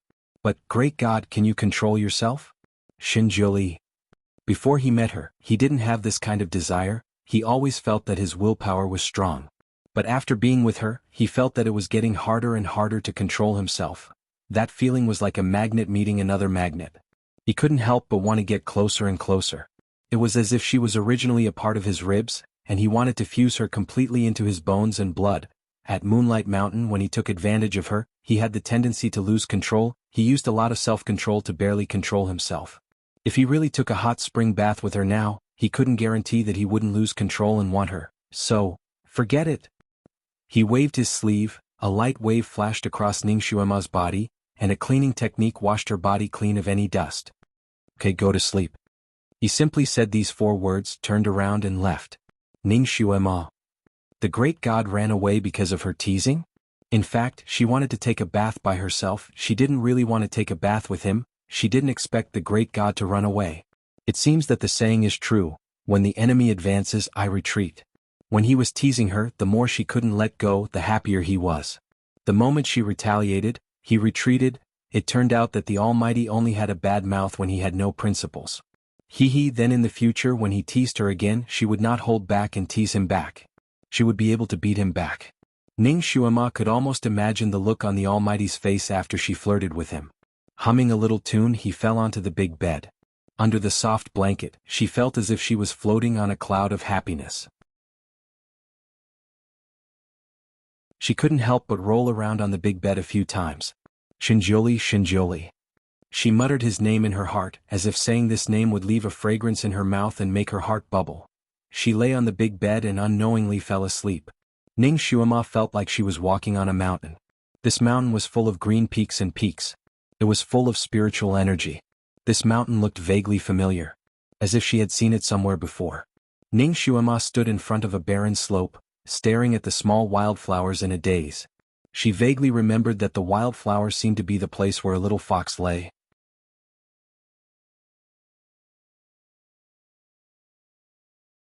Chapter 938. This is the place where the little fox lay, and where a man in white robes roasted a rabbit. Why did she come here? Ningxuema was a little puzzled, lost in thought, when she suddenly heard some loud noises in front of her. Following the sound, she ran over and saw a group of people gathered in a valley. These people were dressed strangely, although they were also wearing wide robes with large sleeves, but the style was much more ancient than this era. Everyone here had a strong aura as if they were immortals. However, even though Ningxuema appeared next to them, they seemed to turn a blind eye to her. Ningxuema's heart skipped a beat, understanding that they could not see her. This made her breathe a sigh of relief. Her eyes quickly fixed on a dark box in the middle of the field. Inside the box was not gold, silver and treasures but a girl. The girl was curled up in the box, wearing a light white dress. Black hair covered her face, making people unable to see her face clearly. She seemed to have been hit on some acupuncture point or used some kind of technique. She was unconscious, lying there motionless. There were a lot of blood stains on her dress, not sure if it was hers or someone else's. Ningxuema's heart jumped. She faintly felt that this girl was inexplicably familiar. The group of people were fiercely discussing around the box. Ningxuema listened for a while and finally understood the gist of it. It seems that the girl in white was a member of the demon sect, and the group of people around her were from various immortal cultivation sections. As usual, immortals and demons are eternal enemies like fire and water. Both sides had sent out spies. It was also a coincidence that when the leader of one of the immortal cultivation sects went to the demon sect to inquire about the news, the demon sect seemed to have an internal strife, and 2 groups of people fought each other until blood flowed like a river. The leader hid in the dark, patiently waiting for the 2 groups of people to change their positions. He circled around the pile of corpses and found the girl who was seriously injured but still had 1 breath left. He just wanted to find someone alive to interrogate about the mysterious demon Alpha. Now that he had found her, he did not dare to stay any longer. He brought the girl back. The people of the Immortal Cultivation sect hated the mysterious devil ancestor to the bone, but they had never seen his true face. Now that they had captured this girl, they naturally wanted to find out the whereabouts of the devil ancestor from her. Unfortunately, after the sect leader of the Immortal Cultivation sect brought the girl back, he used all kinds of methods but was unable to wake her up. She had always been asleep. There was no lack of medical experts from the Immortal Cultivation sects present, but they had no way to wake her up. They had no choice but to bring her to this place to seek medical treatment. From their tone, it seemed that there was an incredible expert living in this valley. Not only was he skilled in spells, but he was also skilled in medicine. It was just that this expert didn't like to meddle in other people's business, so whether he would save this girl was still unknown. Everyone didn't have much confidence and stopped at the entrance of the valley. They had already respectfully greeted and kowtowed many times, but there was no response from inside. They called the expert Supreme Divinity, and their voices and tones were full of respect. Ning Xuema also looked into the valley. She saw at a glance that there was actually a barrier in this seemingly empty valley. It was this barrier that blocked all footsteps and spying. The group of people made a lot of noise outside for a long time, but the expert still didn't appear.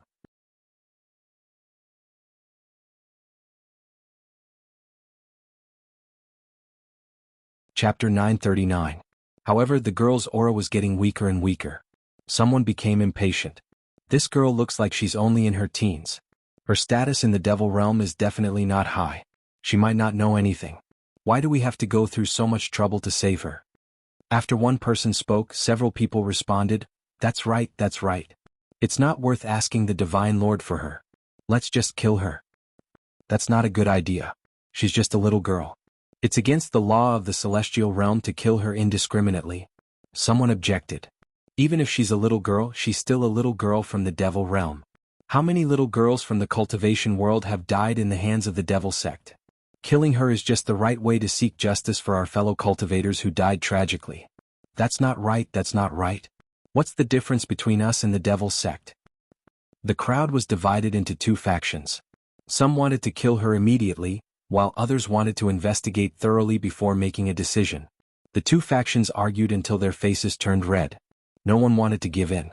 Ning Xuema stood there, annoyed by their argument. She secretly thought that the people from the cultivation sect were really annoying. Killing or letting her go was a simple matter. It was boring to argue over this. She occasionally looked up and was suddenly stunned. A young man in green clothes was standing on a big tree next to the entrance of the valley. He was handsome and had a cold expression. He glanced down and said, "What are you arguing about? If you disturb the Divine Lord, you'll have to bear the consequences." The group of people finally shut up. They bowed to the young man and explained their purpose of coming. The young man glanced at the box, then flew down. He stretched out his finger and touched the girl's wrist. He frowned slightly and said, "Strange." The people next to him nodded. "Venerable One, you can also see that this girl's injury is strange, right? Otherwise we wouldn't dare to ask the Divine Lord for help." The young man nodded slightly and said, "Wait." He turned around and disappeared. After a while he reappeared. "The Divine Lord has ordered that the girl can stay. You guys can leave for now." The crowd looked at each other. They were a little worried, but they didn't dare to disobey the Divine Lord's order. As expected, they slowly left. The young man in green clothes raised his hand, and the box containing the girl flew into the valley. In the blink of an eye, he disappeared into the clouds. Ning Xuema also felt a blur in front of her eyes. When she regained her senses, she found that she had already changed the venue. There were a few buildings hidden in the lush bamboo forest. The box flew straight towards one of the buildings and into an open area. There was a green pergola covered with small purple flowers. Under the pergola was a stone table and a stone stool. A man in snow-white clothes, whose body seemed to be shrouded in mist, was sitting alone in front of a stone table, playing chess with himself. After the box flew over, it silently landed at his feet. The youth in green bowed and reported to him, "Master, this is the girl with the strange illness." The white-robed man didn't even raise his head. He only responded indifferently and waved his hand. The green-robed youth went down. Only the white-clothed man and the young girl lying in the box were left on the field. The white-robed man was still playing chess. He played one game after another as if he had forgotten the existence of the young girl. Time passed by slowly. When Ning Xuema entered the valley, the sun had just risen. But now it had already fallen.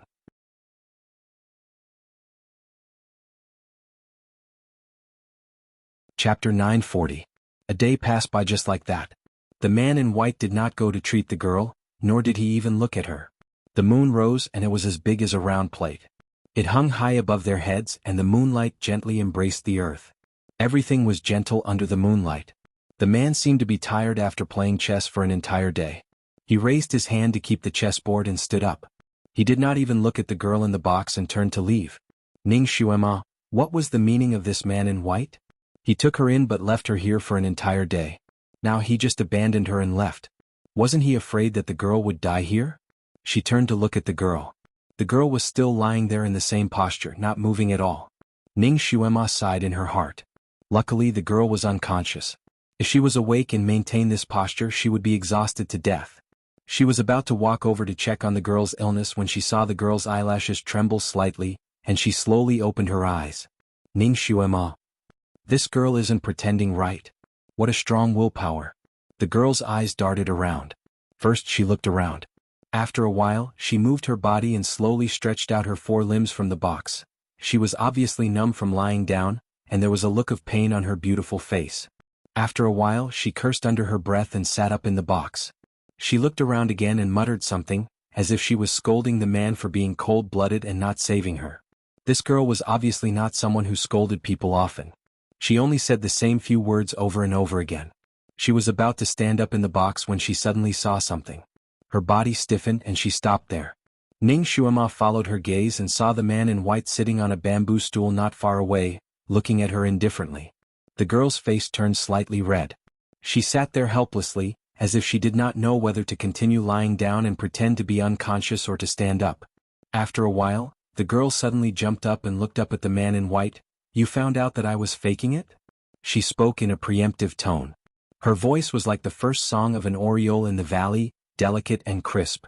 The man in white didn't comment. Apparently he couldn't be bothered to answer this question. The girl looked at him. "But I'm really injured. I've been bleeding." "How can you watch such a beautiful girl bleed to death?" Her body was indeed injured. There were bloodstains on her arms, calves and even her chest and abdomen. The bloodstains stained her white dress like red plum blossoms in the snow. "Are you dead?" The man in white finally spoke. His voice was as cold as the wind, carrying a faint chill. The girl choked and pursed her lips. "That's because I was lucky enough to wake up in time. Otherwise, I would have really bled to death." The man glanced at her indifferently as if he couldn't be bothered to talk to her again. He turned around and left. Hey, aren't you going to ask me why I pretended to faint?" The girl chased after him. "Not interested," the man replied. He didn't even look back. "Aya, aren't you curious at all? If you ask me I might tell you. Don't you want to dig out the details of the devil ancestor from me?" "I don't want to. Aya, maybe I really know. If you ask I'll tell you." The girl chased after him.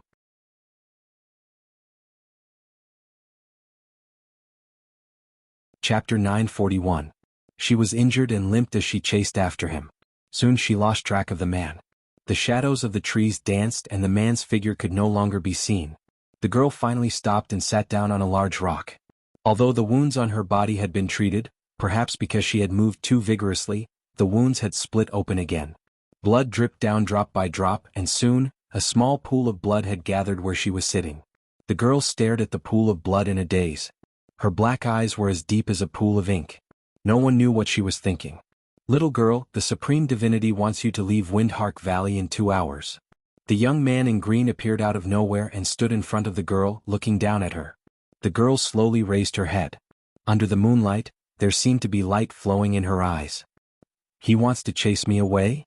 The young man in green pursed his lips and didn't say anything. Clearly he agreed. The girl lowered her eyes. But I have no home now." She hugged her knees with her arms like a homeless stray cat. Her eyes were especially bright, as if they were filled with stars. "I don't want to go back to the devil realm, but if I go out, those people from the immortal cultivation sect will capture me and force me to tell them about the devil ancestor. They will torture me. They will beat me black and blue and maybe even light me up as a sky lantern." The young man in green was speechless. There seemed to be some sympathy in his eyes as he looked at her. He still didn't say anything. "Okay." The girl finally stood up. Her big eyes were filled with stubbornness and loneliness. "I'm leaving." She turned around and walked out. She walked unsteadily, leaving behind drops of blood that meandered along the path she walked. "Wait," the young man in green suddenly said. The girl stood up and suddenly turned around. Her big eyes were filled with hope as she looked at him. "Big brother, you're not chasing me away?" "No." The young man in green was a bit embarrassed. He paused. I can give you more time. Treat your wounds first before you leave." The girl's eyes dimmed. "I'll go out and treat it. I don't want to dirty this place." She turned around and wanted to leave. The girl's back was lonely and pitiful. Coupled with her beauty, she was truly pitiful. Seeing her like this, there wasn't anyone who wasn't moved by her, and that green-robed youth was no exception. In the end, he couldn't bear it any longer. With a flash of his figure, he blocked the girl's path. The girl looked up at him in surprise. The green-robed young man's face turned slightly red.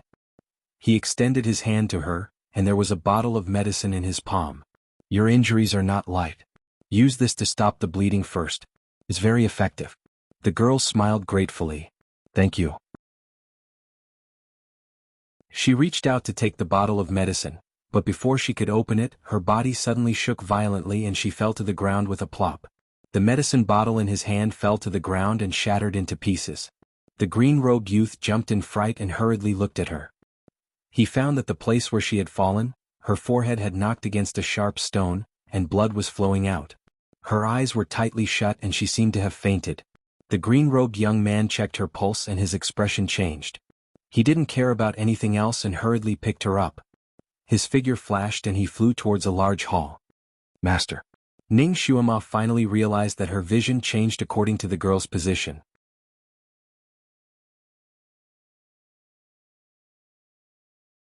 Chapter 942. For example, right now, Ning Xuema found herself in a large hall. In the main hall, the white-clothed man was drinking tea, while the white-clothed girl was lying on the cold ground.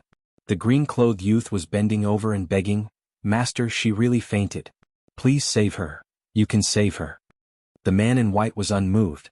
He didn't even look at the dying girl. "Master, her injuries are very strange. I can't do anything." The young man in green knelt down. "Long Chuan, you're not a soft-hearted person. Why are you doing this?" The man in white's eyes fell on his disciple. Long Chuan lowered his head. "I just can't bear to see her die here at such a young age." "Young age?" the man in white repeated. His voice was unfathomable. "Long Chuan, don't be fooled by appearances." He glanced at the girl on the ground. "She is not young. She's older than you." The young man in green was stunned. His eyes swept over the girl. "She looks like she's only in her teens." The man in white didn't say anything. He just waved his sleeve at the girl. A white light flashed and the girl on the ground disappeared. In her place was a snow-white nine-tailed fox. However, it had suffered severe injuries. Droplets of blood were emerging from its fur, dyeing its white fur red. "She's a nine-tailed fox." The young man in green cried out. "She's been cultivating for at least 1,000 years." The man in white glanced at the fox. His eyes moved slightly. He nodded. "She should have been cultivating for more than 1,300 years." His eyes were like torches. He could tell the true age of the nine-tailed fox. Long Chuan naturally trusted his master's eyes. He murmured, "She's older than me? Older than me by 300 years. But she looks really young." He paused. Then he suddenly said, "However, master, I heard that nine-tailed foxes only reach adulthood when they're 2,000 years old. She's still considered underage. She's still a child." While the master and disciple were talking, the nine-tailed fox on the ground suddenly trembled. Droplets of blood seeped out of her body quickly and urgently. The little nine-tailed fox curled up into a ball, her sharp little mouth opening and closing as she mumbled, "Don't you recognize me? A Momo. A Momo. I've been looking for you for hundreds of years. You don't recognize me." It seemed to be speaking nonsense and the green-robed man clearly did not understand. The white-robed man's eyes flashed slightly. Finally, he took a closer look at the nine-tailed fox. Seeing that the little fox's breathing was getting more and more intense, as if she would breathe her last at any time, the green-clothed youth became anxious. "Master, please save her. She really doesn't seem to be able to make it?" What kind of injury is she suffering from? Why is he bleeding all over? Skin changing. The white-robed man said in a low voice. He raised his hand and a ball of white light completely enveloped the little fox. As the white light flowed, the bleeding on the little fox's body finally slowed down. It was really unconscious. It struggled slightly in the white light. No. Don't. You can't die. Don't leave me alone. I don't want to be alone. Its voice trembled as if it was a lonely little beast. Big drops of tears rolled down from the corners of its eyes. Those tears seemed to burn the green-clothed youth's heart. His face was a little pale.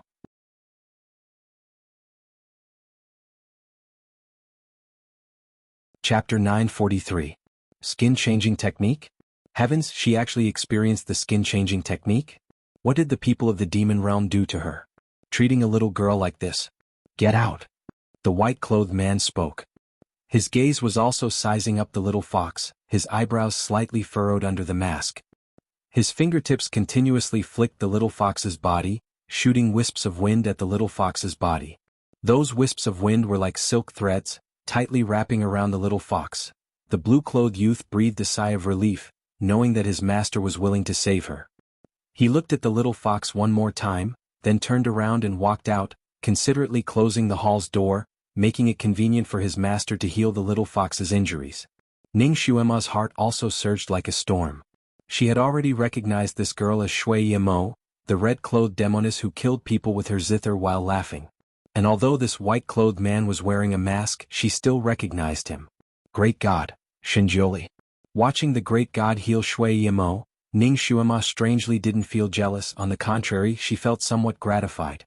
As if the one being healed was herself, her dream was not coherent, so she couldn't guess why Shui Yimo was injured and captured by the immortal cultivation sect. In the end, did Shui Yilan die or not? Ning Xuema felt that she couldn't guess at the moment. She only faintly felt that something was wrong, but she couldn't tell what was wrong. What was even more surprising was that when she saw the great god heal Shui Yimo, there was a strange sadness spreading in her heart. It made her inexplicably want to cry. She looked at Shinjioli in a daze, lightly pursed her thin lips and indifferently said, "Idiot, I told you to fight for what you deserve, I didn't tell you to lose your skin to fight for it." He obviously also recognized the little fox, pressing his palm on the little fox's head. Waves of white light gushed out from his palm, enveloping the little fox. The little fox's body trembled under his palm. It seemed to have found its savior. In a daze, it rubbed its head against his hand, muttering, "Don't leave me." The light in Shinjioli's eyes deepened, but he remained unmoved. He urged the white light even more urgently. The little fox began to tremble. "It hurts. Ooh, it hurts. Momo, it hurts. Bear with it." The Almighty's words were as simple as usual. His voice was cold, but his actions were gentler. As its injuries improved, the little fox's body finally stopped trembling. Its long eyelashes fluttered a few times and it opened its eyes in a daze. It looked at its furry paws in front of it and muttered, "I don't want to become this." There was a flash of light on its body. As a result, the little fox under Shinjioli's palm disappeared and turned back into a young girl lying in front of him. She had lost too much of her power. Although she could barely transform into a human form, she could not conjure any clothes. Therefore, under Shinjioli's palm was a naked girl.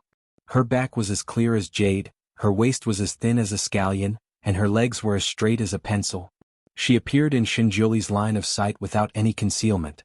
His palm was originally on the little fox's head, but after transforming into a human form, his palm was now on the back of her head. Shinjioli's palm paused and the corner of his eye twitched. He urged the white light to force the girl back into her fox form again. Snowy looked at its furry paws in a daze. It was obviously not reconciled. It struggled under his palm as if it wanted to change back. Shinjioli pressed its head down without any restraint. "If you change back into a human again, this lord will throw you out."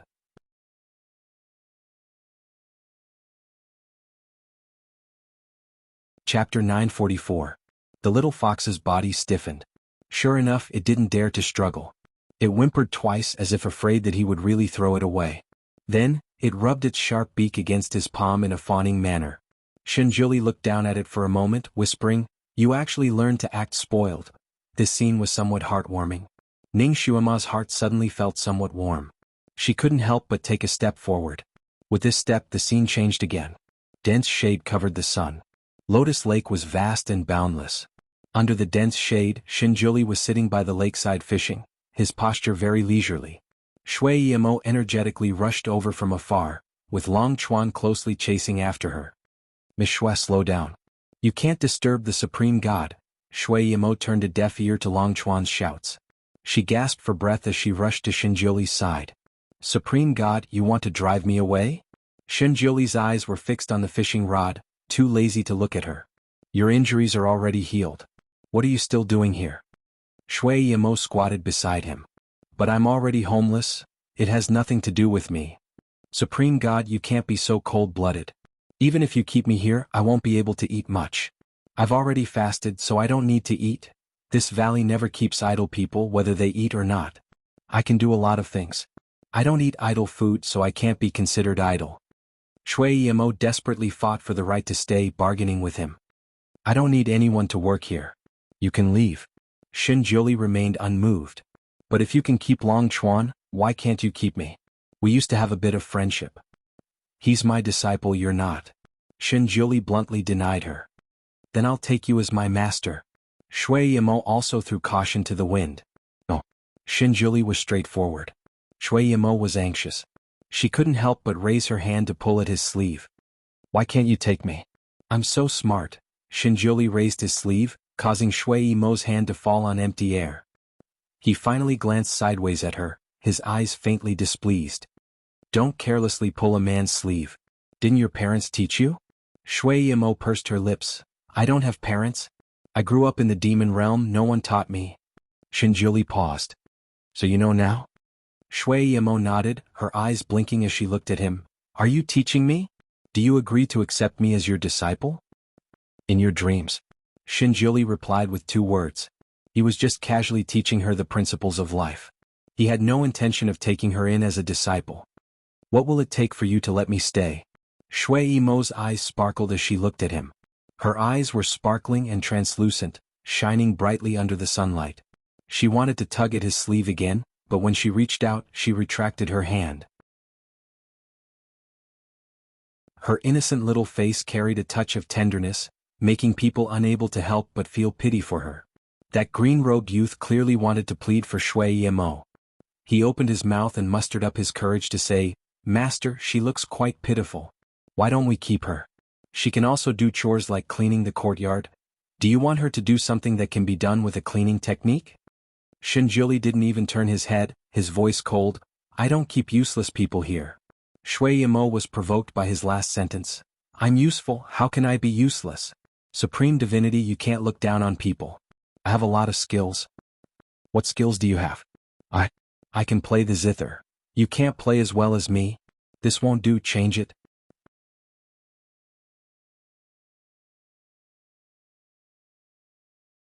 Chapter 945. Shui Yimo choked and rolled her eyes. I can embroider. No one here needs your embroidery. This skill was rejected again. I can sing. Shui Yimo finally thought of her own specialty. I'm afraid of noise. This skill was rejected again. What about dancing? I don't care. Shui Yimo racked her brains to think of several skills, but they were all rejected by Shinjuli in a few words. She finally became angry, her eyes wide open. Then what skills does Supreme Divinity want from me? Do you know how to play chess? Shinjuli seemed to loosen up a bit. Shui Yimo's eyes drooped. No. I don't know. What about painting? No. I don't know. The things she knew were either killing people or seducing people.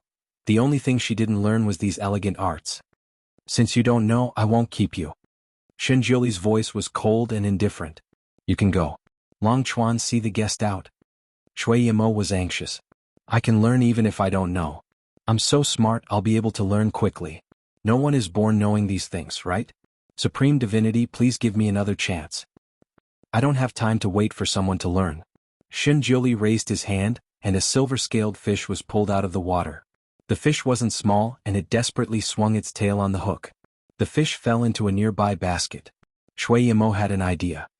Supreme Divinity, I know how to cook. You have to eat the fish you catch, right? How about I make it for you? Shinjuli finally looked at her. How many cooking methods do you know? Shui Yimo paused. Well, Quite a few. Her confidence was somewhat lacking. Shinjuli picked up a fish and threw it to her. Okay, then let's try one first. Send it over in half an hour. The fish shook its head and struggled in her hand. Shui Yimo looked at the fish in her hand and pursed her lips. She took the fish and left. Ning Shuema saw everything from Shui Yimo's point of view, so when Shui Yimo ran, the scene in front of her also changed.